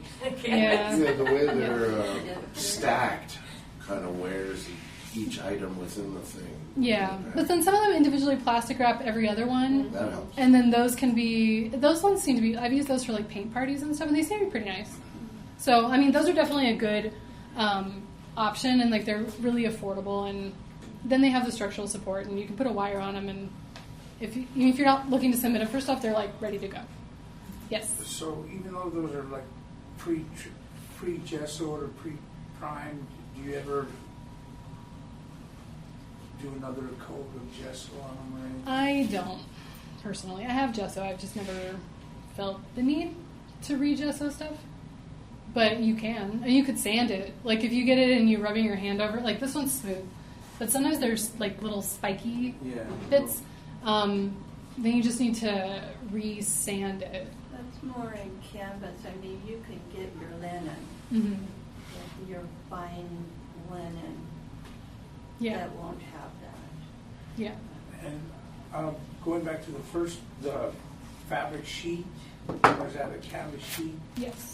Say you had an awkward, maybe a triangular frame. Could that be stretched over a? Yeah, you can stretch these, I believe, over a wooden. That's a good point. You can I don't know how to do that, but I believe you can, because you can re-stretch canvases after they've been painted, so you can stretch it over something. Customize Yeah, you could put it over something. Maybe an awkward shape or something. And you can get them bigger. You can do bigger ones too. That's a good idea. And then I know when I was in college, there was one guy who was making these huge canvases for us, and he was a better price than the stores. So he would make them, and you could have him make it just he would make the frame, and then he would stretch the linen, and then he'd just give it to you that way, and then you had to deal with the sanding and the gessoing. So that was fun. But they turned out really nice. So if you have more skills like that than I do. Yes. I was curious about the small, cheap square one that's stretched. Yes. You were saying that that's generally not accepted for calls to art because they consider it flimsy? Because it's too thin. There's nothing wrong with it. They just like some depth off the wall? Yep. Oh, so it's not the flimsiness, it's just they like the depth. Oh, and a lot of people will buy these. Like Okay, so it's not the thickness on the back end; it's the wall distance to yep. the surface. Okay. Yep. So this is just me talking about calls for art, like kind of with that lens on it. But there's plenty of art in the Belen Art League and everywhere that is, it just depends on the gallery. Like the Belen Art League doesn't have a problem with it, and neither does like the Los Lunas Museum. But like some galleries won't accept it. So, but like, I mean, I know Joelle often works with thin canvases and sells them all the time. And so it's just, and she just wires the back and that's that. That's the kind you put in the floater frames. Yes. Because it's thin. It looks Yes, better. that's why I get a frame for them, because they're thin. And one other question I had: do you run into trouble like with your cool flower and the bee and the plants with the green frame? You run into trouble sometimes where the thickness of your artwork, the frame is not deep enough, I guess? Yes, that's happened. Usually I'm more of like the, like beating it in there. But it depends on, so there's some, you can put like this kind of canvas can go in this type of frame, but you'd have to take out this back. And then there is a gap here, like there's you'd put the frame in and then you'd use like either probably staples or like little nails or something. I don't think you'd have to use canvas clips. It depends on how deep the frame is. You could use canvas clips to install this in here. But this is on, I think this is on I don't know, this is on a board, I think. But I haven't had usually if you're taking out the glass, and then if the piece is pretty thin, like a canvas board, those are usually thin enough that without the glass, they fit pretty good. And like you might have to like kind of finagle it a little bit to get the little clips to go back in, but I haven't had many issues with that. Thank you. Okay. I noticed that other one, that long one, is kind of not taut. It's kind of low. This, I think I've had this one a while. That might be. So I think canvases can lose their, I think I've had this for like 15 years. So it may have lost its stretchiness with time, because I do see that it's caving. But you can make it taut again. Yeah, I've never done that, but so this is like the next step up with it's still the 3/4 inch canvas, but it's a I'm just making sure I get the right words. Yeah, 1 inch backing. It goes in. It's a gallery wrapped. Yeah, so this is held by like tension. So this piece is not. So there's a wooden piece here, and then there's like a strip of rubber that goes all the way around. Oh. And then there's this piece, and they all just kind of like smoosh in there. So if you pull this, I've never done that, so I don't know exactly how that works, but if you pull this out and then like stretch it and then put it all back in again, like I'm sure you have to do it in some kind of, with like a press or something, but. I've read that you can wet it. Oh. The back of it. Yeah. If it's a little water on the That, back of I it, don't, that'll work. I don't know if that will, like if it, I've done the back wetting, and that can help if you end up with like kind of like a dimple in it. That'll help with that sort of thing, but I don't know if like, because the general caving in, I don't know if it'll help so much with that. It may also be because it's a gallery wrapped canvas that it doesn't have all it can undo itself, and it's older. So it may just be kind of slowly creeping out of there. But yeah, canvases are in general re-stretchable. How technical. Wow. What, this one? How technical. I know, I like how they look in the back. So then these are professional level, but they're not, they're still the 3/4 inch. So I do avoid these ones just because I don't want to deal with framing them. But they are, they're significantly heavier canvas. Like this is real light, and this has kind of like a heft to it because there's a lot more wood involved. So with the thicker depths, do they do that same type of wrap with the press in? Yeah. That's Yep. the same thing? Yep. And the framers do that? or you buy those that way? I buy these. You can buy them from Walmart has started selling some of these, which for a long time they've only sold the 3/4 inch. But I've found some of like they're not real big, like they've got maybe like 8x8 squares. But if you go to Michael's or Hobby Lobby or Blick's online or like any like kind of common craft stores or art stores, they'll sell the thick ones. Now, is that generally beyond the purview of the professional framers? These, I think people do frame. Canvas work type thing? You can frame these. I was talking to somebody, and she had so like I specifically use these 3/4. Sorry, this is an 1.5 inch. I use these 1.5 inch canvases because I don't have to have a frame for them. All I have to do is add a wire, and I'm done. So like this is on a canvas.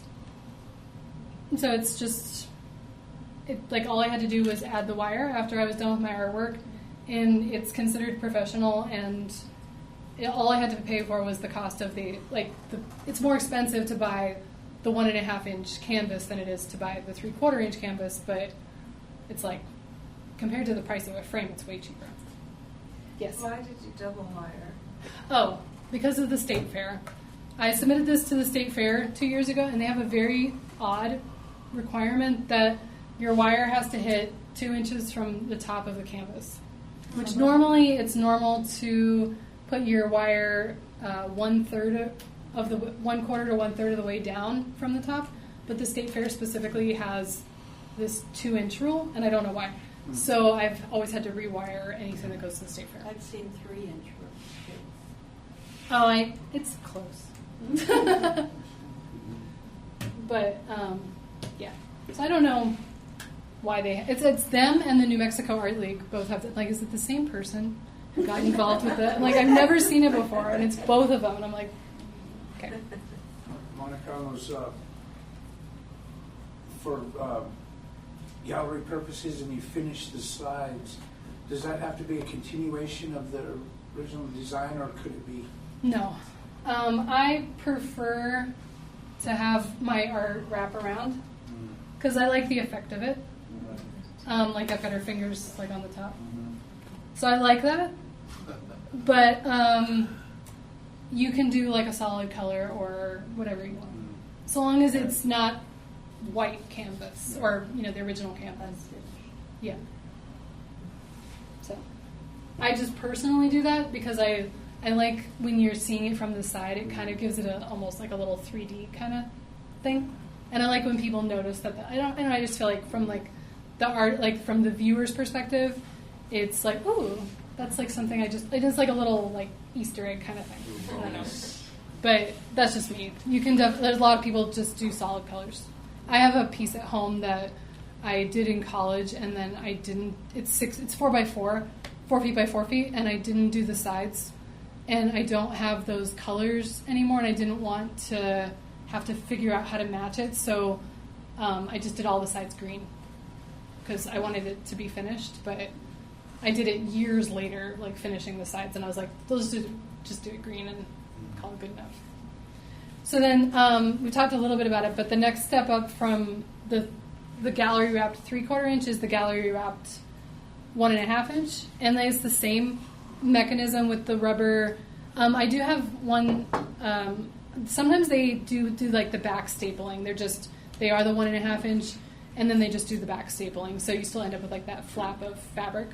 But I mean, as long as it's the 1.5 inch, nobody's going to be like, no, it's not acceptable or anything. Do they have a bigger depth than 1.5? I think. Yeah, there's a 2, Yeah. 2 1/4, something like Yeah. that, or 2 1/8. Yeah. And then you can custom make your own canvases to like however thick you want. And I think I think I've heard of like 3-inch canvases, but they're definitely, yeah, like where they're like really sticking out from the wall. But I think those are more common with like minis, just because they're trying to do something kind of 3D with like a small artwork. So I would have thought large for the support. you can frame these, which I thought was kind of strange. Like I'm personally trying to avoid the cost of framing, but not everybody is. But somebody was. I went to a thing and she was painting like a painting on She's like, oh, I have this a thicker canvas this time, and so I asked her, I'm like, do you paint the sides? And she was like, oh, I hate painting the sides. And I'm like, and then she had just been talking about how it's so expensive to frame them, and I'm like, I mean, yeah, painting the sides is kind of annoying, but not for like the cost of like $400. Yeah. Like, but I mean, to each their own. If that's what you want to do, then. I was like, oh. Framing something that wide, the frame would have to be equally wide? Or? Yeah, they make, it has to be like a really, Piece of wood. and I don't know that, wouldn't know how to buy a frame for that. It'd probably have to be professionally, or you'd have to figure out how to do it. You can get them at I bought mine at Jerry's, that one I had at the museum of that a deer I had. It was long like that, and it was thick. Okay. It was, And it fit in like a canvas? I mean, you had a frame for yeah, it? yeah. Cool. Yeah, I've just never, Yeah. I've not seen them, but I believe Dick Blick shows a wide variety of depths, sizes, shapes, and such. they have a lot of really cool stuff. Yeah, Big Blick and Yeah, Jerry's. they're based in New York City or something.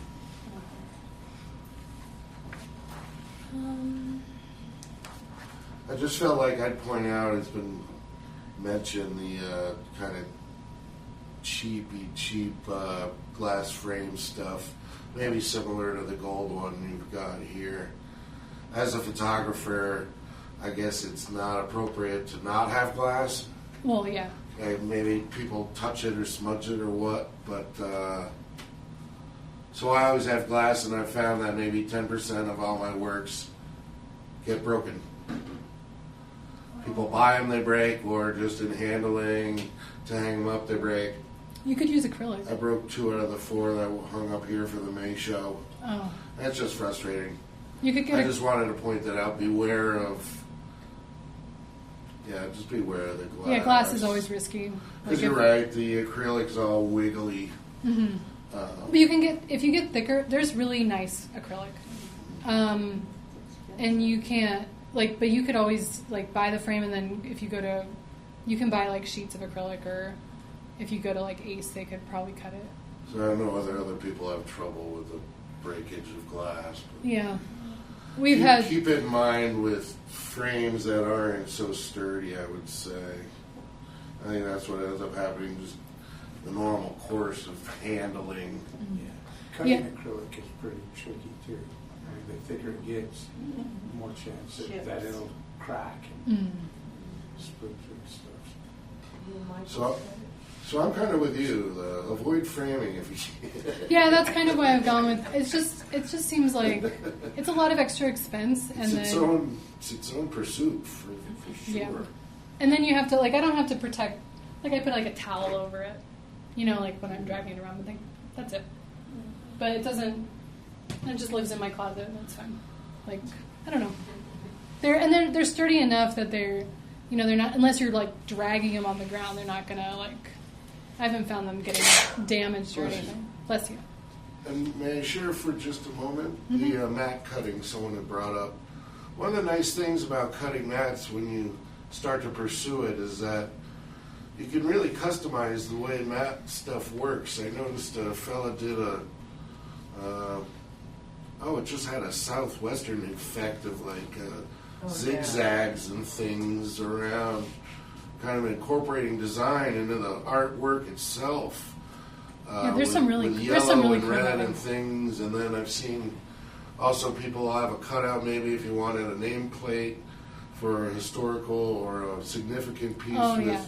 maybe the artist's name, the date, location, or some other, or on the odd framing where you need maybe a photograph or a stub, ticket stub, or some kind of a little thing can also just be framed together with the artwork with custom map working, which often the professional framers do excellently for you. Yeah. Do you cut your own?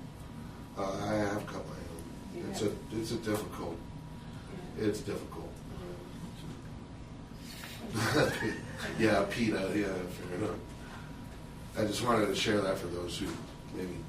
Yeah, there's like really neat things that you can do with matting. I'm very basic with my matting. I'm just like, just put a mat. Oh, your presentation is great. I brought all your samples. I saw a really cool one though. It was like a rectangular mat, and then it had like this little hole kind of thing. It was like a little mouse or something in the hole, and he was like looking up at like the tree or something. So it was like this really cool, like where they really used the mat. And I was like, oh, like I don't do art necessarily like that, but it was such a cool, like where they really like thought about it. They're like, oh, I'm gonna get this awesome mat to like really exemplify this cool little thing I've got going on here. Or you can like cut it out, like if you got like leaves or something, you can cut it to like, but there's some really I neat have to things. frame, gall darn it. I'm gonna bring my iron through it. So the only thing with like the canvases, these are expensive. Like they're not like prohibitively expensive, but like when you get like, I mean, it depends on the size.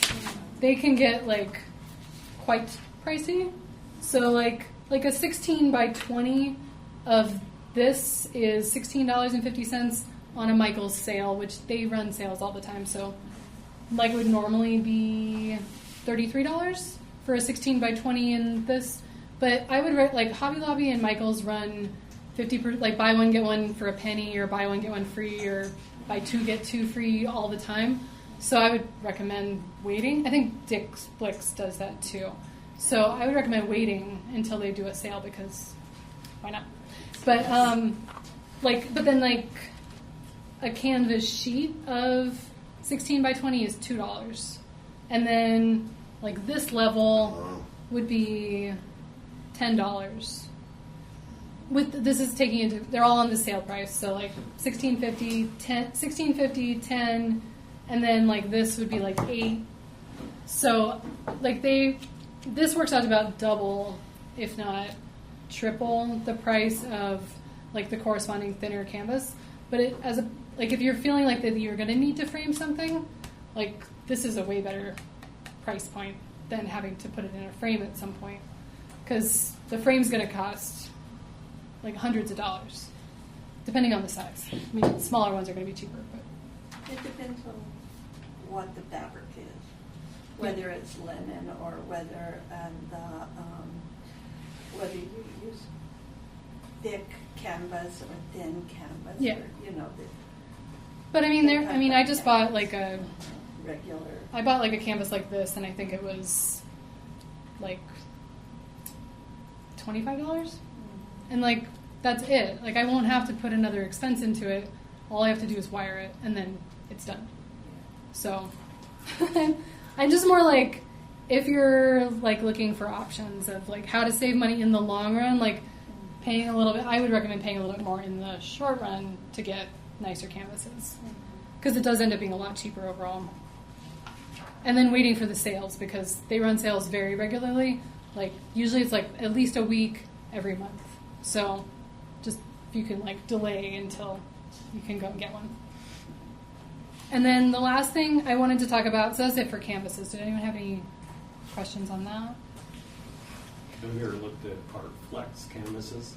I have not. They take aluminum boards that are like 6 millimeter thick, and then they put whatever surface you want on it. Oh, that's cool. Super hyper expensive. Yeah, I tried 5x7 just for the fun of it. I bought their little. You get those little sample kit for like $20, but they're you get like 3 of them that is good. And is that primarily for a different feel while you're working on the art? It gives you a Yeah. perfect, never gonna bend or change shape canvas. Because I'm kind of grinning, you're talking about a $25 canvas, and you haven't even started any art yet.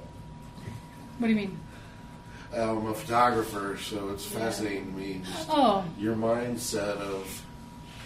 Yeah, well, different. I mean, so like in my art practice, like for a long time, I wasn't framing anything, because I didn't feel like my art was good enough for framing. And then at some point I was like, oh wait, now I feel like it should be in frames. And like, what do I, like, because I specifically want to be in galleries and shows, and ultimately like I'd like to be in like museum permanent collections and stuff like that. So like that's like my kind of direction I'm going with my art. But then I'm like, well shoot, now I can't like they don't work for submitting for shows. So it was this kind of this transitional period of like, yeah. And so now I'm like, okay, now I'm sticking with like the bigger canvases Becoming professional. because it's easier and it's cheaper in the long run for me to do it that way. But it was just kind of this process that I've gone through. Yes. Are you going to talk about wiring? Yes, that's after this next bit. Okay. This talk ended up, I was like, when I originally planned it, I was like, oh, it'll be 45 minutes. I'm sorry. No, but then like everybody starts like, I don't know, everybody starts discussing stuff and I don't know, I think it's nice. You've been great. So then the last thing I want to talk about before doing the demos is where to buy supplies and frames. We talked about it a little bit. There's like not very many crafts supply stores in Valencia County. So I feel like a lot of people end up at Walmart, which is fine. I get a lot of art supplies there too. I just don't get canvases from there because they don't really have very many of the, I don't really need 8x8 small ones of this size. But so I usually go to Hobby Lobby or Michael's, or sometimes I'll order on Amazon because you can get, I get a lot of frames on Amazon, and I get a lot of my I'll get canvases on Amazon sometimes too. But I usually just kind of keep a list because I don't want to, Walmart doesn't have as high a quality of paints or brushes and so if I just keep kind of like a running list, then I'll make a trip every so often to Michael's or to get because they have nicer stuff. And I'm just happier with the products from there. So, but I definitely do run to Walmart at night when I'm like, I need green. So, and then I wouldn't really recommend Walmart for frames like at all because their frames are more for family photos that are going on mantelpieces and stuff, and they're just not really. That's not the direction they're going with the frame. They're not for art so much. And then Blix has a lot of a great assortment of stuff. And then, and I put all these on the info sheet. And then I use Amazon a lot, as I've mentioned. Just be careful with them because there's so much variety. Just making sure you're checking like the photos and the reviews and stuff. And then I did talk briefly about art to frames. They're a really nice kind of in between, like I need a professional framer, but I don't want a professional framer. But I need some custom stuff or a custom size or a funky mat, maybe not a funky mat, but a different colored mat or a double mat or more specific things that you might need from a professional framer. This frame's from them. You can, they literally have, you can pick any size of frame from them. You just put, in the top of their website, you just put, 14 by 3, and then it shows you all the frame options, how much they cost for that particular size. They custom make the frame for you in the size that you need. And then you can opt into basic glass. You can opt out of glass if you're going to be putting a painting in it. And then the nice thing is if you opt out of glass, then you save.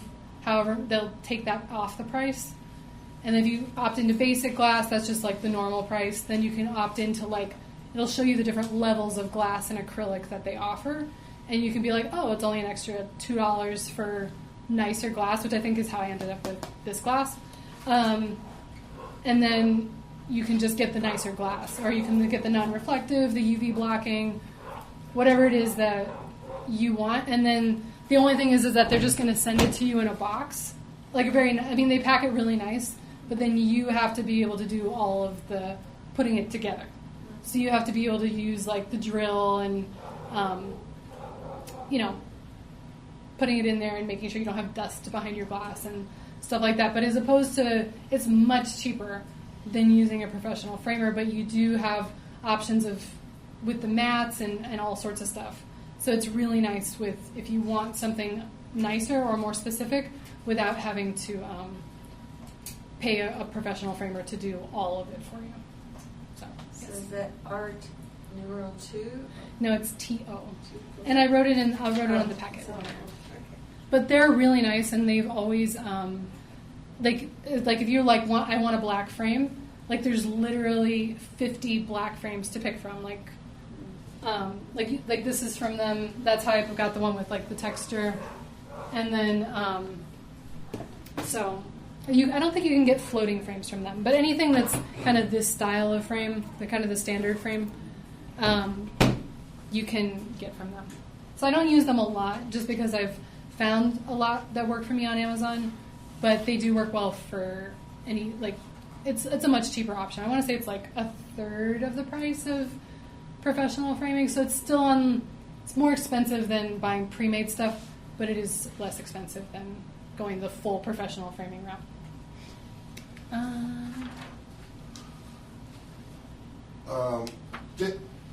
Dick Blick, I think now they're calling themselves Blick.com, out of some major cities out east. At least they have storefronts and such you can walk in. And anyway, for the old timers who care, they actually will mail you a catalog. That's cool. That has all the art supplies as well as framing stuff.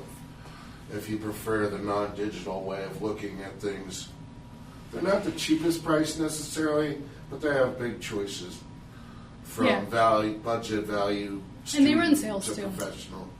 Yeah, they run I just wanted to sales. share that their catalog is wonderful sometimes. They're nice too. Sometimes it's hard to find some of the more niche like art supplies. Or sizes. Yeah. And so sometimes I can find them on their website as opposed to like Hobby Lobby or Michael's. They don't have them. So that's kind of all I had for like talking through stuff. And then the next thing I was going to do was showing you the wiring of a canvas. And if people are interested, then I'll do that. I don't have to. This is just more like I'm planning to do that, but I don't have to. And then also how to do like self-framing with a pre-made frame. And then wiring the back. So, is there any questions before? My husband does mine. Your what? My husband does mine. Oh. My mom was also, so I use this is my husband's drill, which I know he loves that I borrow it. Huh? That's what he uses. Yeah, so these are heavy and not everybody, like, I know like my mom doesn't like using like this kind of thing because it's hard for her to manage, and so she has a hand drill. So she wanted me to make sure that I told everybody that hand drills are slower, but they work really well. And so if you don't like this kind of thing, then you can get like more of an old school hand drill, and you know that's what she does, because she does some art and submits it to the fair in Arizona, and she does it with a hand drill.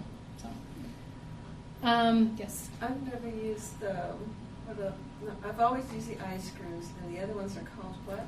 D-rings. D-rings. I like them better because they're flat. Well, that's the thing, is I've always put them inside. Oh, like that way? Yeah, that's a good idea. Yeah. Because I usually see them like sticking straight out, and then that's a really good way to damage the front of like your other frames, because you got these things sticking in them. And the wall. And the wall, yeah. So that's why I use D-rings, because they're a lot flatter and they're a lot more wall and happy. Like they're just, and they have some, yeah, they move a little bit. So I always use D-rings. So They come in different sizes. So I'm going to do the canvas wiring first. Well, I'll do the frame first. Okay, so the reason I don't like this frame is because it's hollow plastic, and I didn't realize it until it showed up, and it's really lightweight. And then that's when I realized that it was hollow plastic. So my main concern with plastic is that it doesn't have the screw, it won't have the screw support. So it's potentially at risk for falling off the wall. But just for this demo, it's fine. But this is probably not going to be the long-term frame for this piece of art. Can you put a little drop and caulk in there? Oh, thank you. What was that? Can you put a little drop and caulk? Caulking? Oh, yeah. I think I did that for the floating frame that I ended up with that ended up being hollow plastic. I put something like that in there so that it would be less likely to come out. Yeah.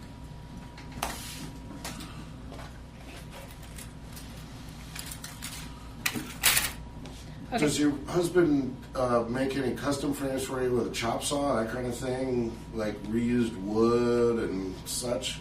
He made a custom frame for our wedding photo. And they decided never to do it again. Okay. One off. I was curious. I see at the Art League One time. once in a while someone's got custom wood, from a barn or those.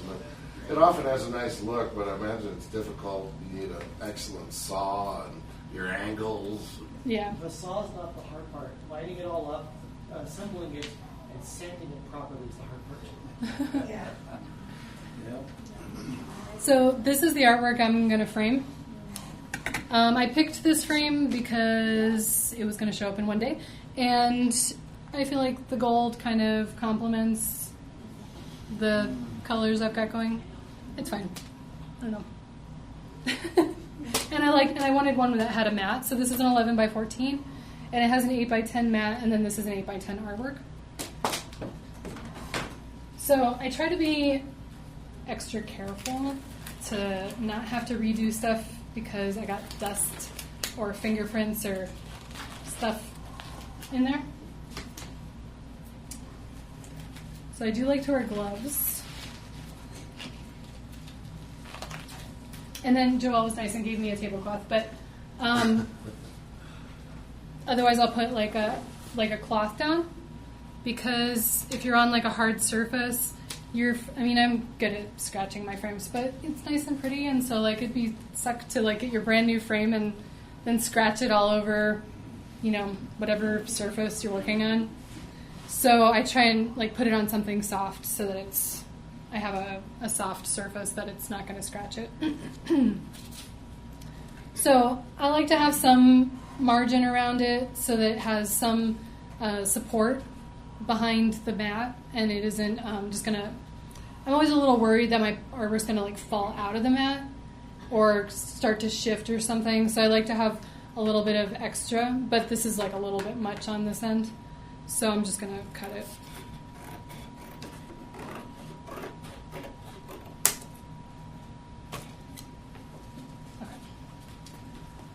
So this is acid-free masking tape, because masking tape is kind of horrible and really damaging. So, but it's nice it works well for this kind of framing project, but I specifically got the acid-free because I don't want it to damage my artwork. And then it's on the back, so even if it disintegrates with time, I could replace it in the future, but at least I won't have to worry about like whatever's in the tape destroying my artwork on the front. Okay, so this I think has a plastic thing going on.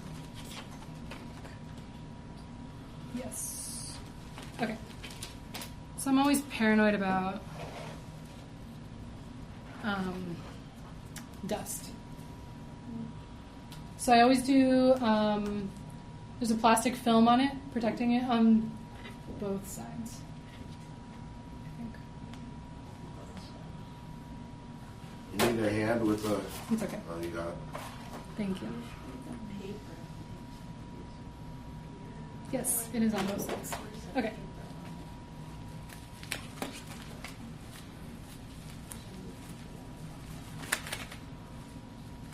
Yeah, the fifth time you got rid of the dust and you frame it up and there's dust in there. I feel like no matter how careful I am, there's always some dust. But then if I'm not careful, there's so much dust. Murphy's Law. Yeah. I'm okay with like a piece of dust. Like, that's fine. Depends on the work. I know. It depends on where the dust is too. If it's in like a little corner or something, on like a light piece where you rarely notice it, I'm like, okay. But if it's like right on somebody's and you nose. swear you checked it, or maybe your lighting where you were framing it is different. Okay, so I do the one that's going to be facing the world first because I don't care about dust on that side.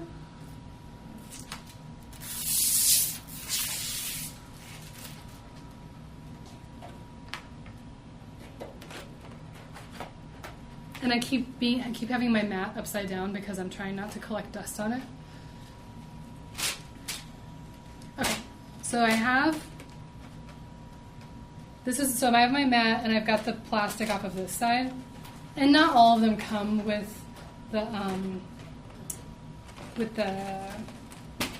the plastic on each side. This is acrylic, so it's more likely to. So then I do this like really weird thing where I keep it like upright while I'm taking the plastic off. Because then the dust is less likely to settle on it. And then kind of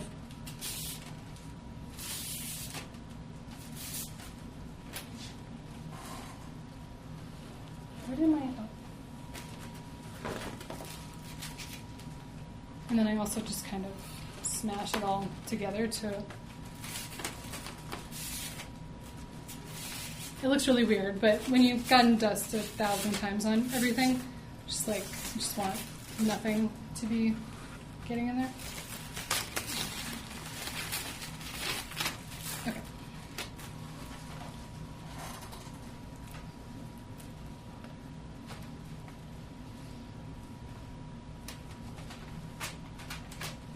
Okay.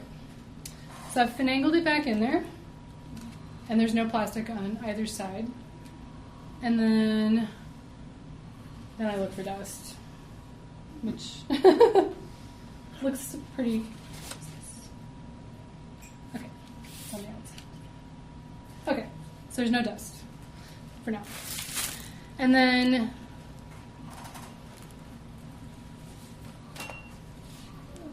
I usually just kind of, because I have the lines, the pencil lines, I'm just making sure that the pencil lines aren't visible.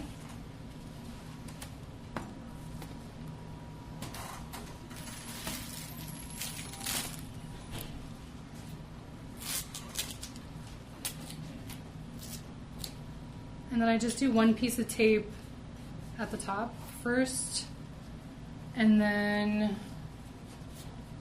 flip it over and make sure that I feel like she's lined up nicely. And then I tape the rest of the sides.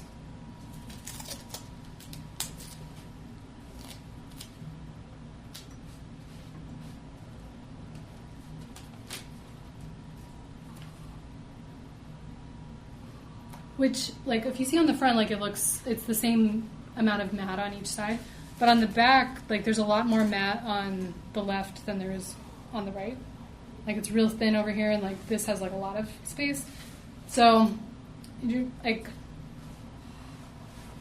it just varies depending on, like, how you're orienting your artwork in there, so. You try to get the tape off. If there's a gap, do you put the tape onto the frame as well? No. Underneath it? Yeah, I put it on all the sides, and sometimes I'll do it on the corners, depending on how flat my paper is. But I don't know if this is going to fit very well. Like a little bit. Okay. So I've got it in there, and then I just put the back on, which went somewhere. Do you ever use a light board for such a thing to help really center it, or? Mm-hmm. No, because my artwork is the same size as the mat is the same size, so it's mostly about visually making, because sometimes I have an artwork that's slightly leaning, like where they're like the trees, like, you know, a little off. So then if I the can, lake is not. Yeah, I can like like I think this one, she was leaning forward a little bit more, like kind of like that, and so I leaned her back a little bit when I put her in the frame. But there's a little bit of give to the art. Like the artwork's a little bit bigger than the matte hole, so it has a little room for me to shift it. So then I can decide when I have a little bit. It's nice to have a little bit of wiggle room at the end to be like, how exactly do I want to present this? So then I just put the clips back in. I'm not a big fan of these, but. Do you worry about the backing that came with the frame? Whether it's That's acid-free? Yeah. Or Um, do you buy something acid-free paper and layer it in between? You could. I don't do that. Partly because I'm not really concerned with longevity. Like, I'm not, when I'm thinking about my art, like, I'm not thinking, I'm like, oh, well, 400 years from now. Or, so I'm not, I don't think about my art in like a long-term time frame like that. Like if it looks nice for 20 years, then that's fine. Well, I've just seen some really bad ones when we get the donation boxes of frames, and it's like, oh. Yeah. Damage. Yeah. Sometimes, I think I think this piece of gunk. Yeah, damage can easily happen in 20 years. Yeah, and then like with moisture and stuff, the dust cover paper on the back that the professional framers do, like I don't do that, so there's always the possibility of junk working its way in there. It's not protected. So I think there's a lot of things that I'm probably doing that are not necessarily conducive to like the longevity of the art, but I also am hard on my frames, so they get switched out like fairly often anyway, and I don't know. It's just not something. It is if you look on frames, a lot of them will say that they're acid free, and so you can. I don't think this one was marked that way, but so you can. They're definitely available if that's what the direction you want to go. I care more about. I do get rid of this, like this thing that goes with it. I do not include that in. Unless he's handsome. No, like I don't put that in as like a buffer or anything. I don't want whatever's going on with that ink and stuff. Anyway. Sorry, I turned that volume down. You're fine. Can you do anything for scratches on acrylic glass? Acrylic glass? No, I don't think so. just get a new piece. Yeah, I think once your glass is scratched, you're done. Yeah. You're gonna have to get another one. Yeah. On acrylic? Is that what you said? Yeah, that's a problem for me with acrylic. It scratches very easily. Sometimes I think. Is there a way around that, Mars? Don't scratch it. Sometimes I think that like there's like if you end up with stuff like that, it's like an opportunity for kind of unusual art because you could like paint your glass or like there's some cool ways to like rehabilitate some messed up stuff. Where they like, like, oh, my frame's broken. Like, oh, let me like embrace the break of my frame and make it like part of my art. But it's not beyond that, like upcycling it. I don't have that. So this is not the best frame either because this plastic is real thin dimension-wise. So like this one has more depth. Like there's more space here for the screw. I'm always worried about the edge of my D-ring popping over the edge. So like I don't want it to be right. I don't want somebody to be able to see it popping out. So this frame is nice because it gives more space. There's more space here for this screw and D-ring. Gives a little buffer. And you can buy different size D-rings. Right. Yes.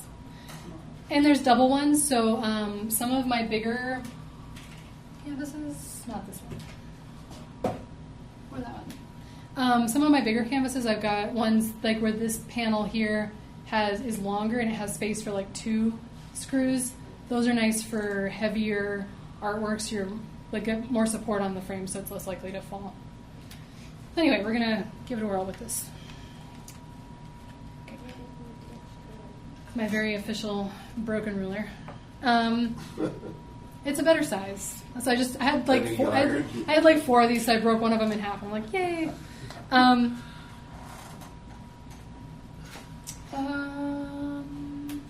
rule of thumb you said was a quarter or a third of the way from the top. Yeah, I kind of. It's like I think it's usually a third, but sometimes, particularly with those long canvases, I think a third is a weird place for it. So I usually, because it's pretty far down on it, so I usually do more like a quarter on the tall, skinny ones. Yeah, like I noticed the one behind you hanging, how much of a lean it has versus some of the others are quite nice and flat. That could I be. wonder if that has something to do with It's it. right. It's like about there, which is about I've got sellotape on the wire. that could be the wire. Like Yeah. these things make I mean, the them. flat ones have got tape across the wire. Yeah. Oh. It also depends. Darn physics. It also depends on, so when I wire, I usually do it, like I put the D-rings facing each other as opposed to angling them up and then, or down. And then I do the wire straight across. So there's not a lot of like wiggle room.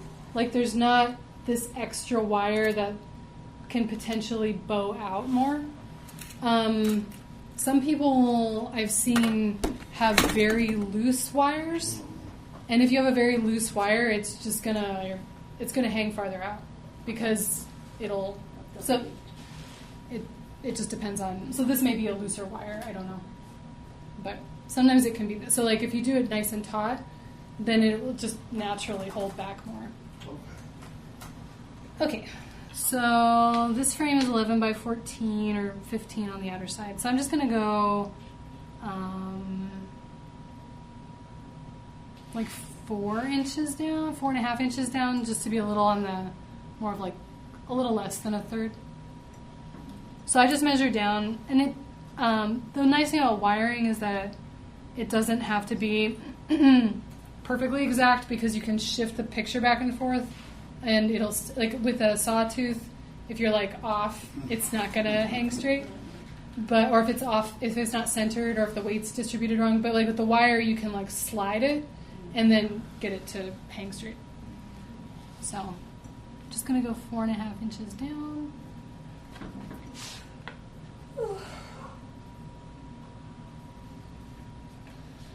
And I usually use, this is not, I don't have a marker. But usually I just use a permanent marker or a pencil, and I just draw a little dot.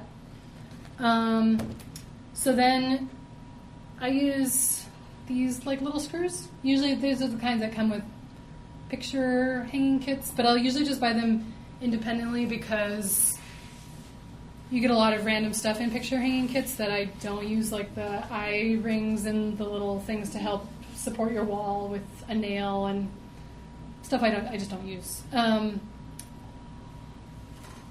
So when you buy, and you can buy your D-rings separately too. So I just buy D-rings and then I buy I buy fairly short screws, but you want to make sure your screw is, if you have a heavier duty artwork that's like heavy, you want to get bigger screws and bigger D-rings so you're not risking it falling off the wall. You're buying all that at Hobby Lobby or? I think I got them at Walmart. Screws too? Yeah. Yeah, they have a little hardware section. So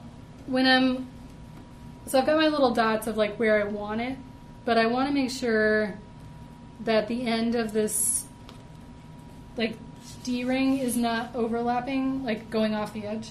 So I'm going to go like a little bit farther in when I do the drill. Yeah. And then same on like this side. And I think Ace Hardware sells all those little hardware bits. Certainly the screws and such. So once you're, yeah, they have all that kind of thing. So once you're going to drill, it's hard to tell how far the drill has gone down, and then you've punched a nice hole in the front of your frame.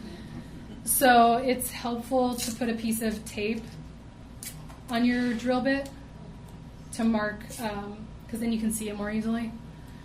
So just want to make sure that the tape, like kind of lining it up with the frame, just to make, you don't want it to go real, like give it a little bit of a margin, and then putting the piece of tape around it so that you know once it gets to the top of the tape that's where you stop. Because once it's spinning, you can't see the serrated part of the drill bit. Okay. And then I'll just, no, okay.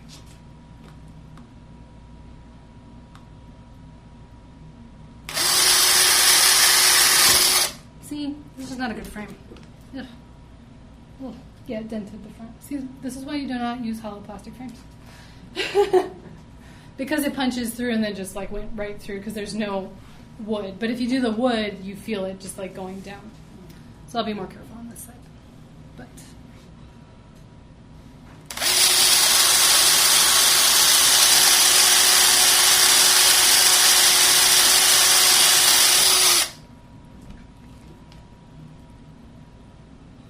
$158? Okay.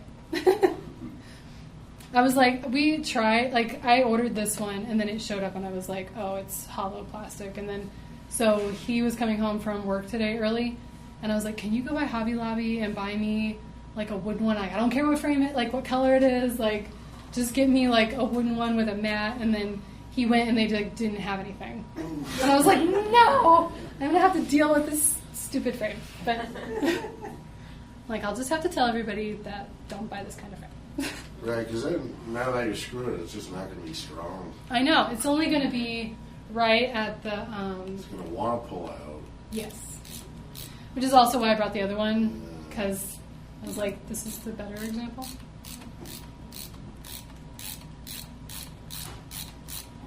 Handy ratcheting screwdriver. It's the best. Thank you. Like the old school screwdriver. All those things are a blessing. Oh, and this one's really nice too, because it has all the little bits in it. Or the little, the heads. Genius. My husband had one, and then I just used it all the time. So then Of course he did. So then he bought me one. Yeah, the boy. Only because he could never find it when he wanted it. Christopher is not allowed to comment. I would never. So there's different kind of picture hanging wire. This is kind of like a twisted one. It's not, you can't see the individual like threads so much. This one has individual threads that you can like untwist it, and then the threads will all kind of splay out. This one's thinner. And this is usually the ones with I'll use the thicker one for heavier artworks. This is real light, so I'm going to use this thinner one. But there's a lot of different picture hanging wire, and then I've had some frames that have come with like shoelaces for me to, that's basically a shoelace, for me to hang. I'm like, won't it stretch over time? But... Reduce, reuse, recycle. Yeah, I use pretty much, like if they send me something and I'm like, oh, okay. Like, I don't think I bought this. I think it came, I bought it, but I think it came with, like, a frame or something. So, when I'm measuring it out,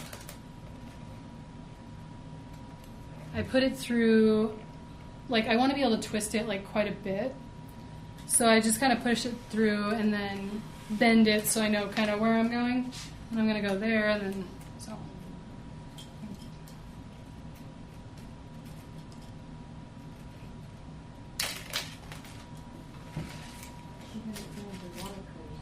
I like having a lot of, so I go straight across. I don't turn my D-rings and, as an example.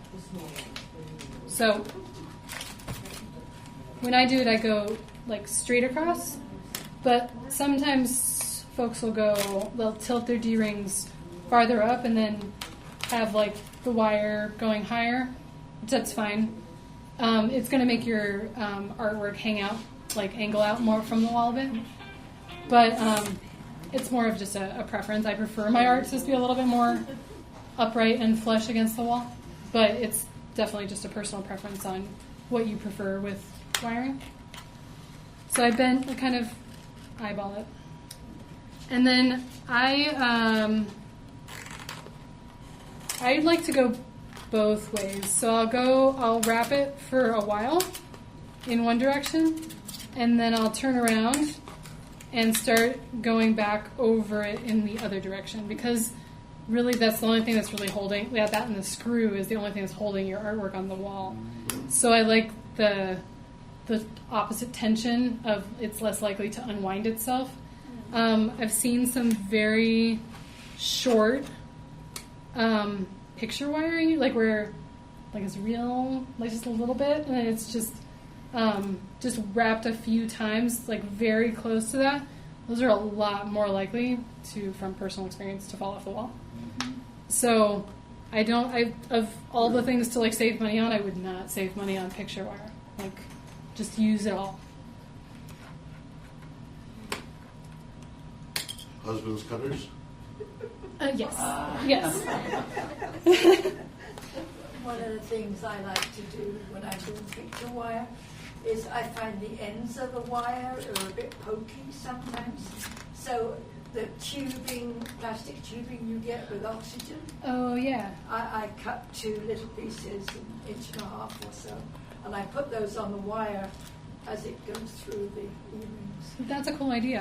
And then I can tuck the ends in, and it covers up all the wrapped around this.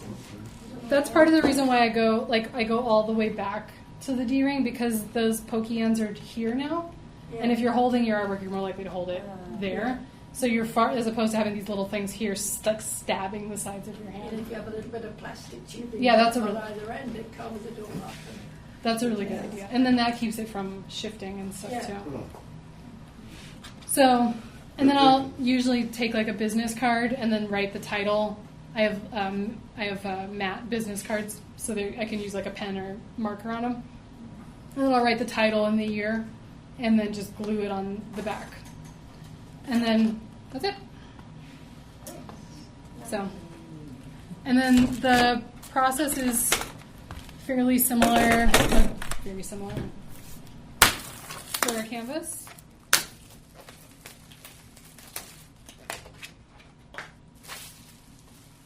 I mean, I don't know what I'm doing with this canvas, but it'll probably be a portrait, so I'm just going to do the wire early. So this is 16. It will certainly be colorful. Yes. All my artwork's color, except that fly. Oh. So I'm going to go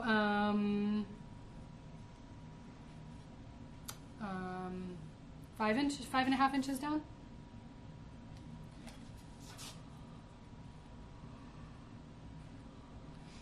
And then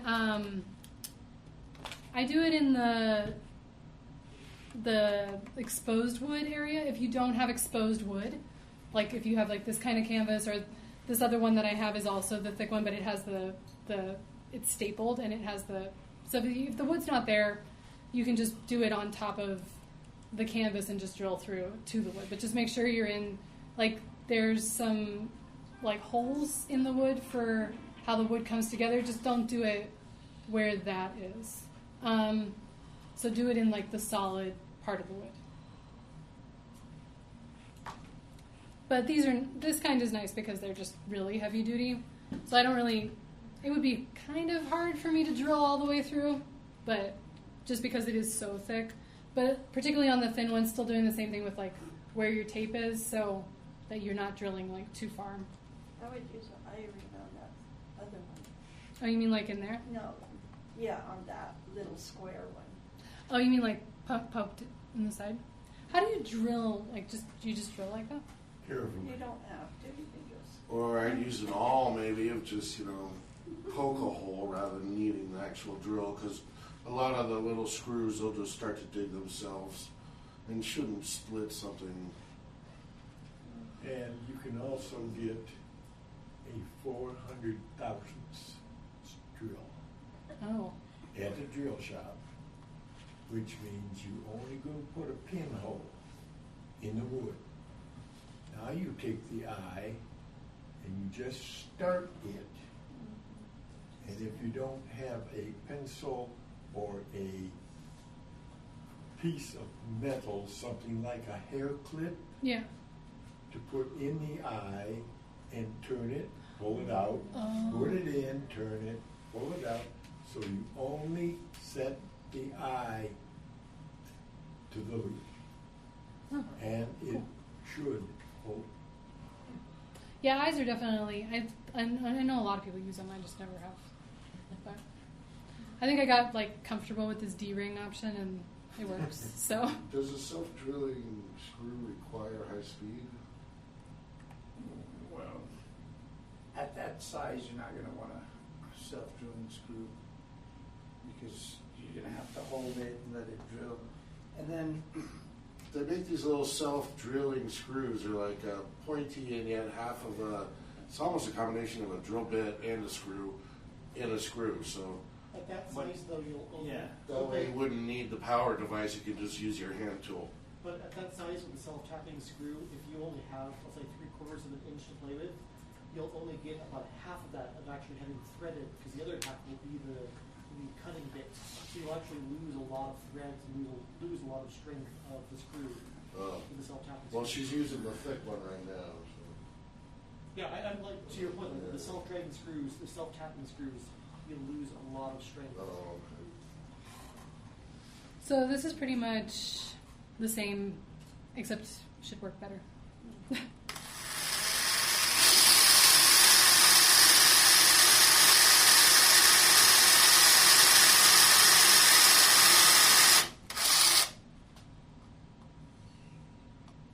And then these are so wide, typically. It would be more of a thing on like a thinner canvas, but still making sure that where you're drilling is not going to have your D-ring popping out the side.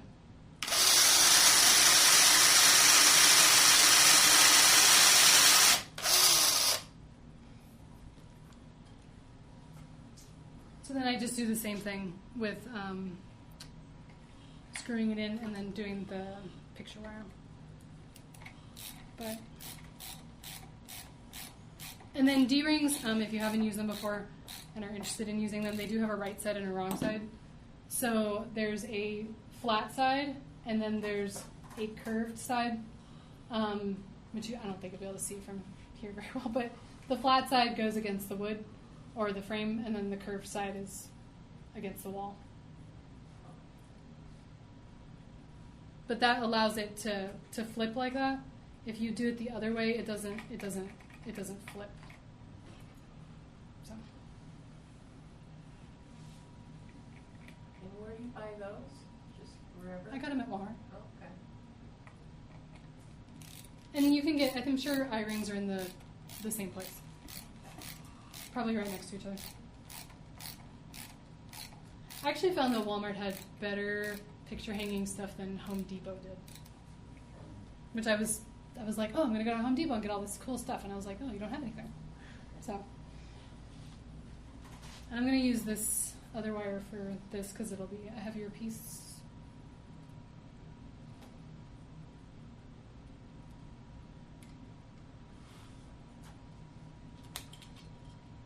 Yeah, their little art craft department's not so bad. I think it helps with all the school children around. Yeah. They keep some of them things. Yeah, this stuff I get in the hardware department. But they do actually, I feel like their craft supply section is getting better. Like it used to be pretty, and like now it's like, like there's stuff I get that I'm excited to get. They have some good brands like King Art. They have like King Art markers, and like I've been like really happy with those markers. So I just do it straight across. Canvases don't usually hang as flat against the wall because they don't have this. This is all empty here, so for some reason that seems to affect how it hangs on the wall.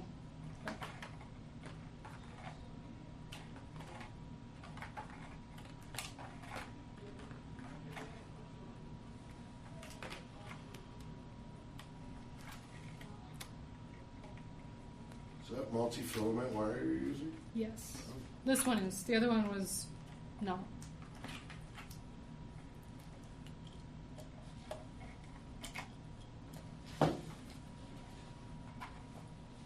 And then the nice thing is, like, if you do end up going to the state fair and they're like, oh, it needs to be 2 inches from the top, you can just unwind it and then bow it up until it gets to 2 inches, and then they can just deal with it hanging a little farther out from the wall. But one of them I had to redraw. But